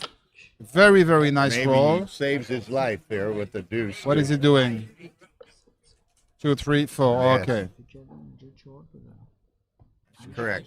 نه 5 تا. That 2 may have. And the gammon is now. Gammon's much more difficult Yeah. to realize. That's why I said saved his life. Whoa! And make the bar. This is the killer. To me, Johan should have also considered redoubling actually before the 3-1 when he was blitzing. He could have considered. to me, if Ali ends up winning this will be one of the biggest upsets in maybe World Championship history. You know, Yeah. particularly, I mean, he's a much stronger player, and he was up 11-3.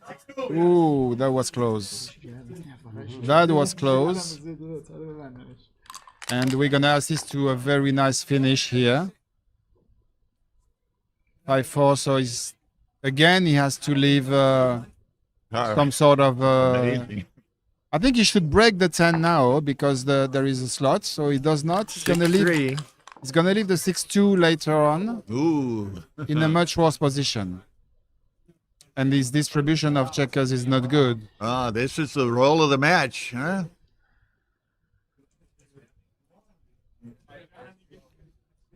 He's counting it. Johan, Counting the race. posing to count the race. Counting the race is going to be a bit disappointing for him, I believe. He has 12, 11. Yeah, his race equity is quite decent. I think he's ahead. She go. Looks ahead. 2, 3, 4, 5, 6. This is 12. 11. Yeah, he's one pick behind after the Okay, roll. Got to go to the 5. So if he managed to come out, it would be an even race. No. So what do we do here? Though he doesn't want to close because doesn't want to lose race equity. He should bring one in. Yes. Yeah. Flexibility and crossover. Okay. Whoa, 3s. So okay. Wow. Now, do we wash? No, no switching. You should consider switching here for the sake of gaining race Maybe equity, but enhancing his gammon chances. Huh? yeah, well, he missed Got this. to go. But he wants to. He's got good racing equity. Plus, he wants to be sure not to be G'd. And the race is about equal again. All right. You pan the crowd here. We've got quite a crowd gathered about us. Yeah. We're asking the crowd to cheer for both players. Here. Who likes this match? Yes. Very exciting match.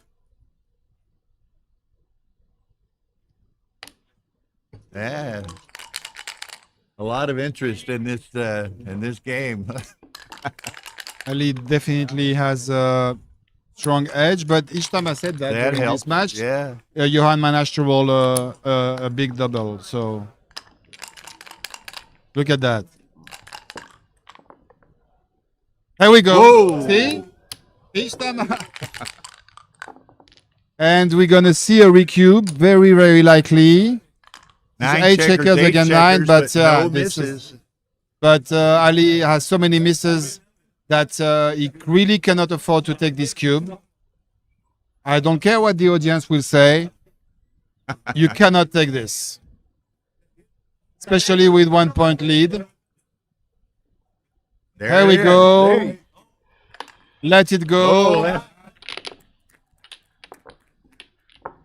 whoa. Yeah, he flicked it.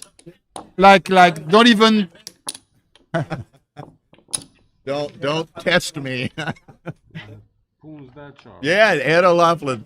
So, you Okay. want to give Johan this credit that each time he's in a difficult position, he finds some stamina to come back and roll a big double. Yeah, yeah. He did this a few times during the match. And we now 3 away, 2 away. How are you guys doing? Johan would want to play for a gammon with a center cube. Behind. But Ali definitely needs to find the first opportunity to send an efficient cube. What a match here, huh? Very exciting Who match. would have anticipated this? Yes, very, early very. on, huh? No. At 11-3, we thought it would be a very short match, and then, boom. Wow, and make the 20. Okay. Yeah. Solid. Ouais. Picoteau. He is a new French commentator celebrity. He takes over you. For Backgammon, you understand the thing, but Yeah, English is better. Olivier has the edge for backgammon, but I have some sort of advantage for the language. So, You know, he commented some last year. see, people say I have a good accent. They don't care whether what I say is true or not. I mean, they just want to hear a nice accent. Okay. Now he's got. By now, everyone knows that he's got nothing. Don't believe anything I say about the game. It's nothing is true. Makes the bar. Wow, this has been exhausting.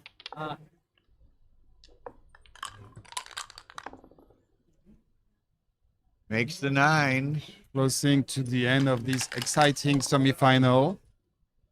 Do we have a winner in the other one already? No, it started later, an Okay. hour later. Okay. Because of the previous match. Uh-huh. Snellings is up 7-5. Critical 5. Yes. Gets it. Hits. 5 and 3 up. So this could This could be bad for Ali. yes. This is exactly what he wanted to avoid. Makes a the ace if gammon he with the wants, center but, cube. I would make the ace actually. Should make the ace. I I mean, think you he really makes want the to, yeah. He's going to back up and consider it. You want the gammon, you make the ace. Ali can't Ali wait to wants pick the up the dice. dice. I mean, he's suffering so much. He wants to get over with He it. wants to roll that double 2 now, huh? Good choice making the ace.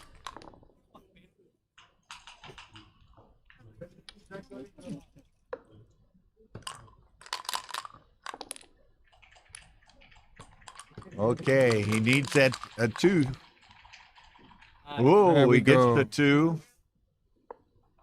Six. There, I cannot. 6-3. He can make the bar, but Does he? But does he? Yeah. what Oh, cost? yes, huh? yes. What cost? Not much cost. Not much. Whoa, look. Very. Oh, the best roll. The very best roll. 6-5. Nice. And the game turns around again. 11. Just Has about. to just go, huh? Yeah. Come out of this. He's moving the board around. Okay. Wait. After this game, you need Ali is to go gonna bring the board is gonna finish on his on knees. on his On lap. his lap. Yeah. 3-1, save. not quite enough. And does he want to cash? He could cash. He has a could lot. cash. Yeah. He He has could cash. his 5 down there and wins heftily 16, 24 pips, 20 more than double 4 plus 6, 16, 19. He's 14 ahead. I think he should cash. 14 ahead.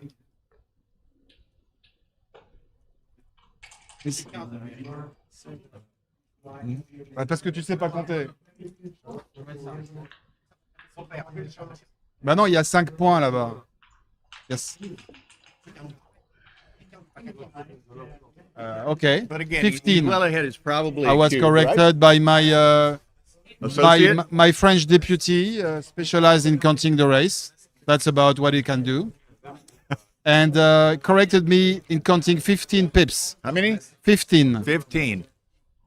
Which is probably a cube. There it is. There but we go, does he and- want to put the match on the dice again? But there is some residual contact that could possibly justify a take here. But He lets it go. from what we've seen, it's very unlikely he will take.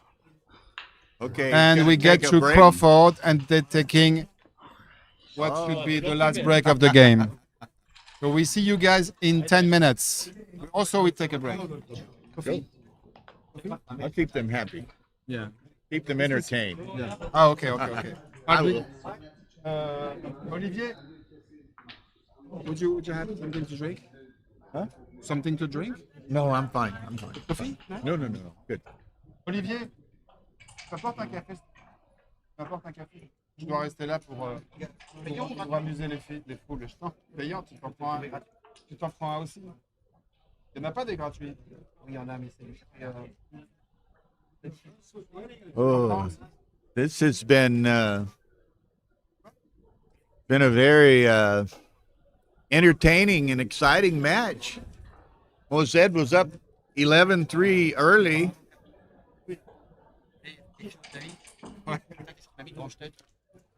He was up 11-3 early, and now it's 14. So what do they say? I mean, here the equity is 25% for Ali, while he could have taken the cube and reship it for the match. So basically, he could have taken if he has 25%. But as we said, considering that Johan is the better player, he might not have 25% in the remaining of this match. So maybe 22% would have been enough to take this cube. 15 pips behind, and residual contact. What do they say here? 25% actually. Huge pass. Yeah. Okay. Yeah, 15 pips was a bit too much. Tara, she needs to... Thank you to I can't read. Thank you to Amir. Amir, yeah. Who I think that's Amir Asrani. yeah. Who is, Yeah, this is what we thought. He should cash and did cash. The contact is not nearly enough to justify a take. He has a lot of time to bring those 3 checkers to safety. So huge pass and correct pass by Ali.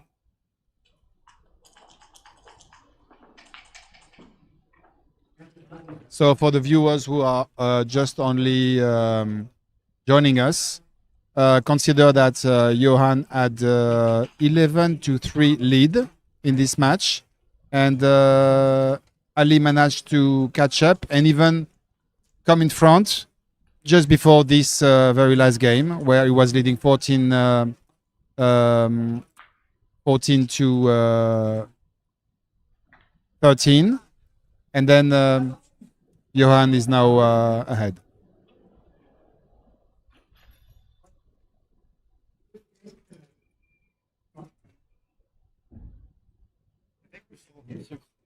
Non, sans sucre, merci. Bill just mentioned that the other semi-final will play in 1 hour. Is it? No, it's being played now. It's But being it played started now. an hour later than this. Okay. One. So it's 8-5 Wilcox Snellings. I got tired of looking at that board. I had to go pull it back down somewhat. And as soon as Ali sits down, he's going to pull it back toward him. Though I think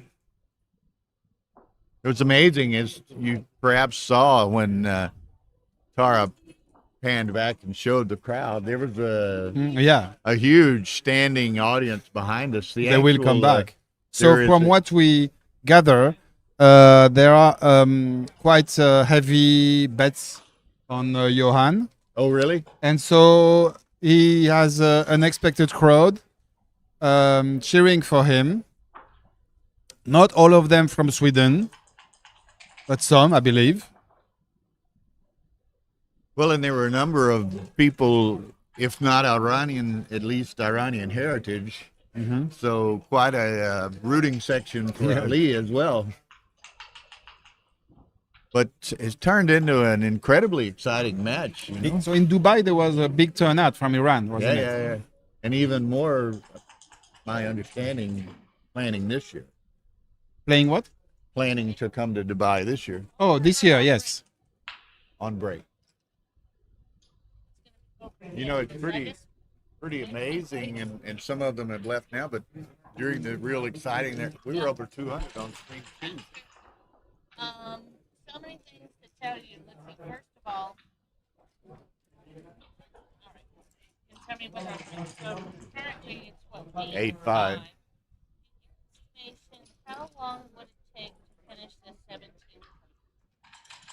What's the Give score? me a very good educated guess. 9 hour and a half. Hour and a half. Yeah. Yes. Guess Will, like a 7 p.m. start. you wanna finish the commentary of this match? Well, I'd be happy to. But Bill? Maybe Bill? so. Maybe I'm gonna have to play a match. Oh, soon. okay. But Will Cockrell here, that you know, I'm sure, No, yeah. is a way more experienced commentator than I am. Okay. Plus, he speaks slightly better English than I do. Queen's English. Yeah. No, they like the French accent. Can you speak French accent? Can you try French accent? Can you be French? Okay, so I have my match in 20 minutes. Good match. Okay. Are you leaving? Yeah. What are you playing in? Bye, guys. I leave my seat to Will Cockrell here, who's a very, very experienced commentator who used to be, as he will tell you, Who has himself. a British accent? He has a British accent, and he was the official commentator for the and blogger for the World Series of Backgammon. Hopefully, we'll tell a word to the audience about that to refresh the memories of these glorious days of the series. Well, thank you very Thank much, you, Bill. Eric. Yeah. Thank you for having me. So come in, Will. Oh, okay. Will The two Bills. Will Cockerell. Will Cockerell. Very good. Was, Very good. very crestfallen. I was 97% to get to the last 32 today, but I made an intergalactic checker blunder, and you pay for those. Indeed. It's time a game to of thin margins. you can mess up, but don't mess up when it's important. It's what I'm learning. Well, this has been an amazing match. Yeah, that was Mozart great. is obviously a much more experienced player. Yep. What have you. He got out to an 11-3 lead. And then actually, Rezai took the lead at 14-13. Correct. But Mozet's kind of steadied the ship. And there was a double six in the bear off that saved that. Yeah. Double L at the end. So this is Crawford game or post Crawford? Crawford. Crawford. So, and it's not gammon go or gammon save, is it? Because it doesn't really matter. Nah. So it's just purely about checkers. So looking over here, the other semifinal, Will Snellings is up 8-5. He's playing 3.18, and Hartman playing like 6.3. So most interesting. But this was such a reversal. What was the most extreme scoreline in this? 11-3. That's extreme. I was 8-1 up yesterday. Trailed 14-13. Yeah. And no, there've been some wonderful matches and drama all tournament long. All tournament long. This one has really been somewhat surprising, and there were instances in that previous game where a given roll here or there differently, and Ali could have won the match, Absolutely. which would have been a stunning upset. Do we know of his Monte Carlo history or his? He'd never been here. It's his first international tournament. Is what we're told. Yeah, it's incredible. Beginner's luck. So, but he obviously knows his way around the board. He's, and as might be expected, his cube play is not refined. Mm-hmm. His checker play is fairly good. But the thing is that sometimes the Las Vegas style of cube play can be very effective because it's kind of terrifying for your opponent when you start getting 4 cubes that are 58%. Absolutely. I was talking early on. It's difficult playing players like this sometimes for some of the elite players because if they're playing another elite player, they have a pretty good idea how they're going to react, how they're going to respond, But this guy, a player like this, and no disrespect, but, he never knows exactly what he's going to do,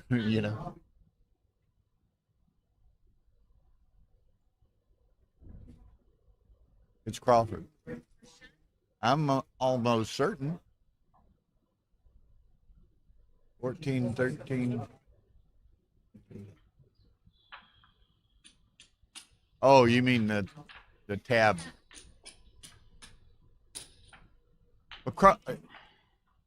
Mo Zed's in there. You can ask him.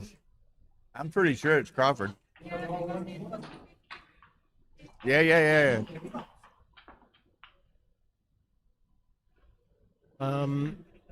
And we can't really talk too much about it, but the Moshi story and the high roller today is a difficult incident for the tournament.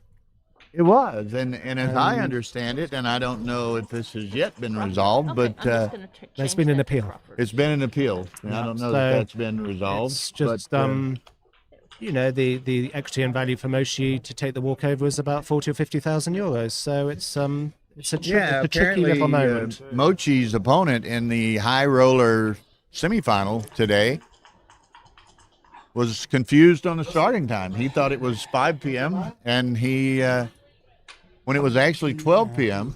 So by the time they tracked him down and he got here, he was over an hour late and he had been forfeited. Yeah, about 53 minutes late. He was about 5 or 6 minutes over the cutoff of 7 points. So, Arda and the staff forfeited him. He has appealed. I'm not sure the exact basis of the appeal. No, never mind. So I think that's a story that's brewing, and we might hear more about it. But it's a very difficult moment for Moshi and the tournament, and it's not a nice thing to have happened. But sometimes be doubly sure that you check the schedule. Right, we're away. Well, and we had the big drama yesterday with the 13 checker game.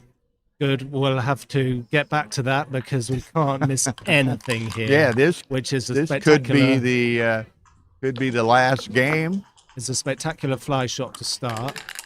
And yeah, I'd love it if he put his checkers on the clean square. those checkers up over there. Exactly. We don't want any confusion. There you Thank go. you. Thank you, Johan.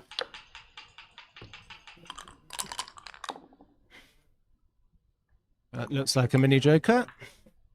Why is he thinking about the 5 point? Okay, lovely, marvelous. 3-2. Rather interesting. I guess he'll just bring 2 down, huh? Yeah, it's too provocative to go into the outfield. It's asking for the kindness of strangers, to say the least. Okay, now this is, early on he would not slot for any amount of money, but he's playing much more And as I say, the gammon go and gammon save here makes the nuances of checker plays so much more subtle. Now, is he running? Or is he coming down? Or hitting? Only 3 choices. He's okay. Bit of a gammon go play there. You know, and typically, particularly early on, I think seeing Ali's relative inexperience and so forth, Johan was playing for the much more complicated games. And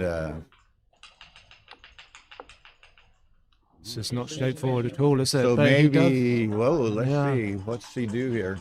I think maybe it's he just makes the easy 10, huh? Or no, he's got a point on the 5. Okay. That's already a super game. Okay. 1-2 back game, my favourite. Bit early to commit to that. Yeah, but does he have the timing? No, of course he doesn't. What does Mark Olsen say? You need to be 134 pips behind to commit to a 1-2 back game. So out he comes. He can do that and make the 3. Okay, now, this back game is to developing. Enter again. Yes. Dance. All right, he could blitz him. It's not ideal. It's an anti-joker. So he'll make the bar. And creep.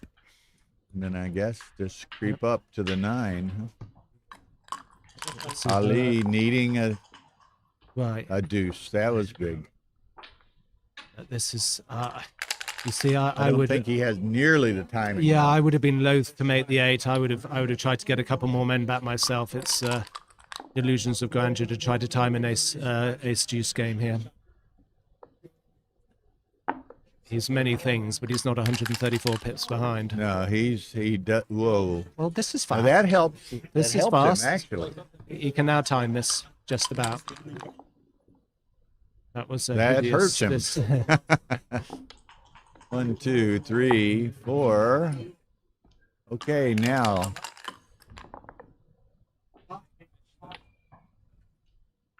There's a no 5. Okay. Oh, these. I think we could actually be having quite a quick game here, but I'm just trying to tempt fate here, and hopefully that means we'll have a super game. He needed timing and slowness, and he rolls 4s and 5s while Johan's not playing. He obviously has to leap here. There's no way. No, you've got to go.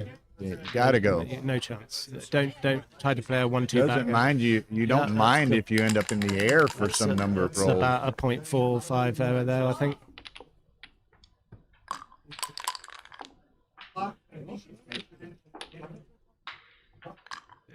It's we highlighted the possibility of a 1-2 back game very early on, but we weren't actually being serious. You should not listen to listen to our commentary. One more. Okay, he might. I mean, he's got a fraction of timing for the 1-2, the ace point game. And that's actually better for him. Yeah, provided he doesn't come in. Well, he does come in, but it had allowed him to maintain his board for a bit. What board he has. That was a very bad enter indeed. It put his wins down from 10% to 5%. That's a cracker. So it's going to be very difficult for Ali to win from here. This is it's a weakener, is all we can say about it. But he's not worried. And this is 2 of them got to go. Yep. No, on in, on in. Okay, breath of hope here.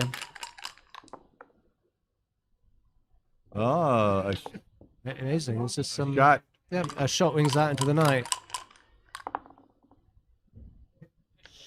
Don't roll a 6-5 or a 5-4. I'm sorry? Could you not call your opponents bad numbers, please? Right, this will be amazing if he can hit something here with a 1-3. 1-3. Oh, don't call your opponents bad numbers. Sorry, it's the ultimate in bad manners.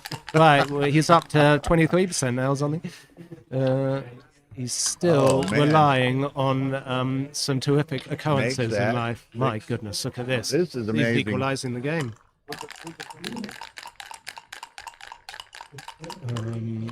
My goodness, I'm trying to work out what's going on here. Has he gone favour? Well, this has been the story of Monte Carlo this year. Absolute intergalactic freak swings. This is amazing, Right, isn't it? Pinkle and Ponkle. Let's see. Not quite. Not quite. This is very technical indeed. Lots of mathematics involved. Could you tell us the answer? Because I don't know what it is. I would be inclined to stay back there with that second man. But it was very, very difficult. Chances. Whoa, He's- look at this. He's going big favourite now. That's also... This is okay. And the deuce is technical. Yeah, maybe right. Maybe, maybe not. Oh, what about Okay. that banning? Well, this is... I think I said it was down to 1, 5% in 2, this take game. 'em off. And that's... He could leave a shot now. 6-4, so he should. Well, that's just top 10 most remarkable games we've seen all tournament. Just incredible.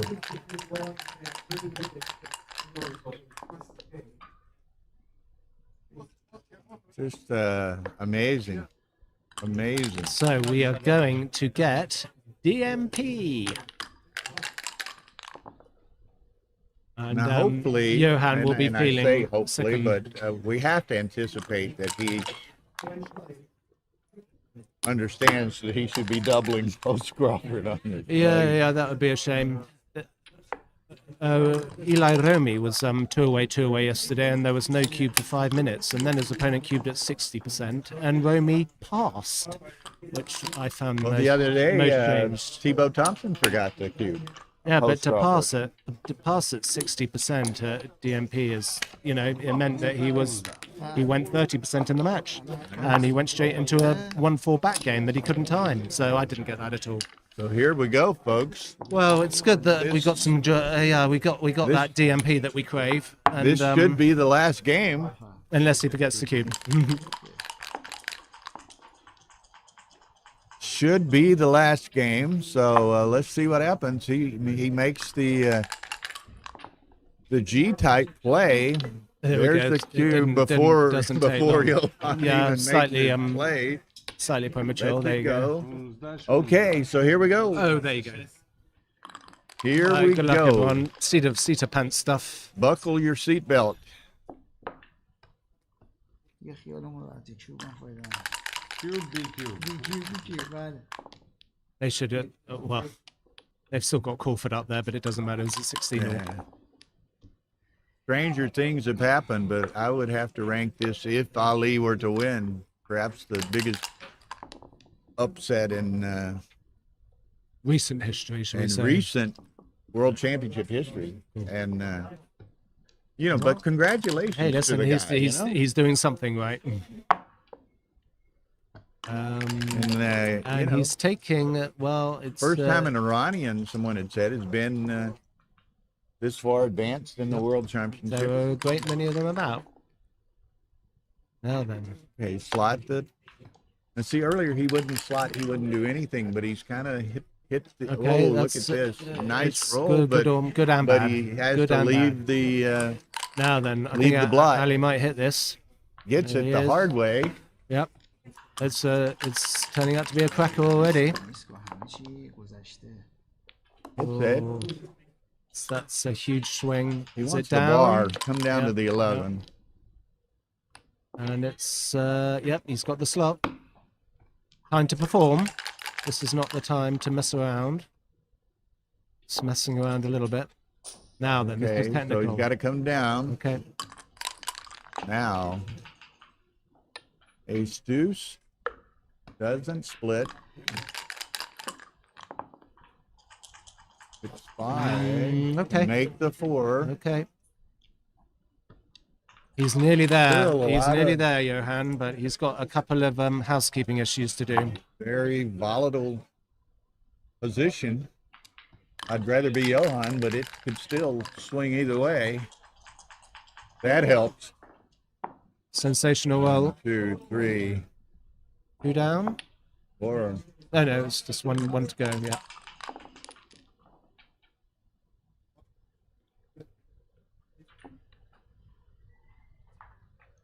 A pretty terrifying split here, Bill. But necessary, I think. I think so. Yeah. So hats off to him for that. Now then, can he point on him? Can he hit twice? Put 2 up? Can he make the 5 prime? This is a Does he decision. make the 5 prime? What do you think? He's going to put 2 up. This gives him a passport back into the match. But can he hit it? Yeah. Okay. We're back in back screaming for his life here. Make that. Technical 2. Doesn't decide to come down quite yet. That actually was an illegal roll. One came out Yeah. much faster than It's pretty close. and but settled I hear- before the other. I hear you. Right. Ooh. What's this, about 5% from here to get that shot? It's it happens. It happens to me all the Well, time. I'll tell you, if Johan prevails, he still he got a good scare. Massive scare. I mean, that was actually quite an exciting game before the little pile off in the middle there. Now, is he going to leave himself awkward? Not yet. Just played as safely as possible. 0 position is what we're looking for, of course. And this is a 0 position, and this is not 0 position. So this is the chance. So he is odd on the back. Here we go. Gives some breath So of hope it's to Ali. Three numbers. Yeah, 3 numbers. It's fine, but it's Okay, not 0 he's position. Still odd on the back. Okay, Has it's the one checker. all about last chance saloon here. Oh, that's likely zero- at 3-2. zero 3-2. position. Don't take any chances. He enters. It's a handshake. Oh man, Wonderful match. what a great match! Congratulations to Johan Mozed to go to the final. Congratulations to Ali Razaya, who put up a valiant effort. A valiant effort. Yeah, I absolutely congratulate- incredible to get to I DMP. We're not quite congratulate sure what him. he's counting about here, but Wow. A lot of respect for both الان چقدر چیز داره from this اونجا؟ match. چقدر چیز داره؟ no, it's what the crowd want to see. Is the underdog putting up a fantastic fight? Yeah. I think he should just well, there you go. نه دیگه، Finally, سه the تا handshake. شیشه، Wonderful شش تا match. جفت یکم بیارم شما 2-1 بیارید بعید میدونم برسید. بریزین به راحت آه، نه Is دیگه، he چیز نداره. playing to فایده نداره. check چند whether تا he can win or بیارم not? اینجا؟ 2 4 6 خب شما اونو بیارید من چند تا بیارم جفت 6 بیارم میرسم. It's just slightly curious ending to the match. Yeah. He's Congratulations standing up, to and both. there's the handshake. Superb. We were at 220. We need to let everybody know. Here is the poll. We will be taking stream 2 all the way down, and we'll be bringing it back up fresh. Okay. This will be the final Of the super of the high roller. So Okay. give me about 5 minutes to do that. Okay, everyone, for those waiting or listening here, since the other match, the Snelling's Hartman match is ongoing for some time, it appears. We're going to have on stream 2 here the Mark Olson Mochi High Roller Jackpot final. But Tara has to take stream 2 down and then bring it back up. So you will have to rejoin us in the next 5 minutes or something. But Olson Mochi will be here on stream 2. So Well, it sounds like there's bear with definitely us. been a decision then on whether from that appeal from the semi-final then. Apparently so. You would have- Obviously so. Because they can't start finals after Yeah. a decision to So I'm replay the going to semi. step away for a moment. We'll be back in 5 minutes or so.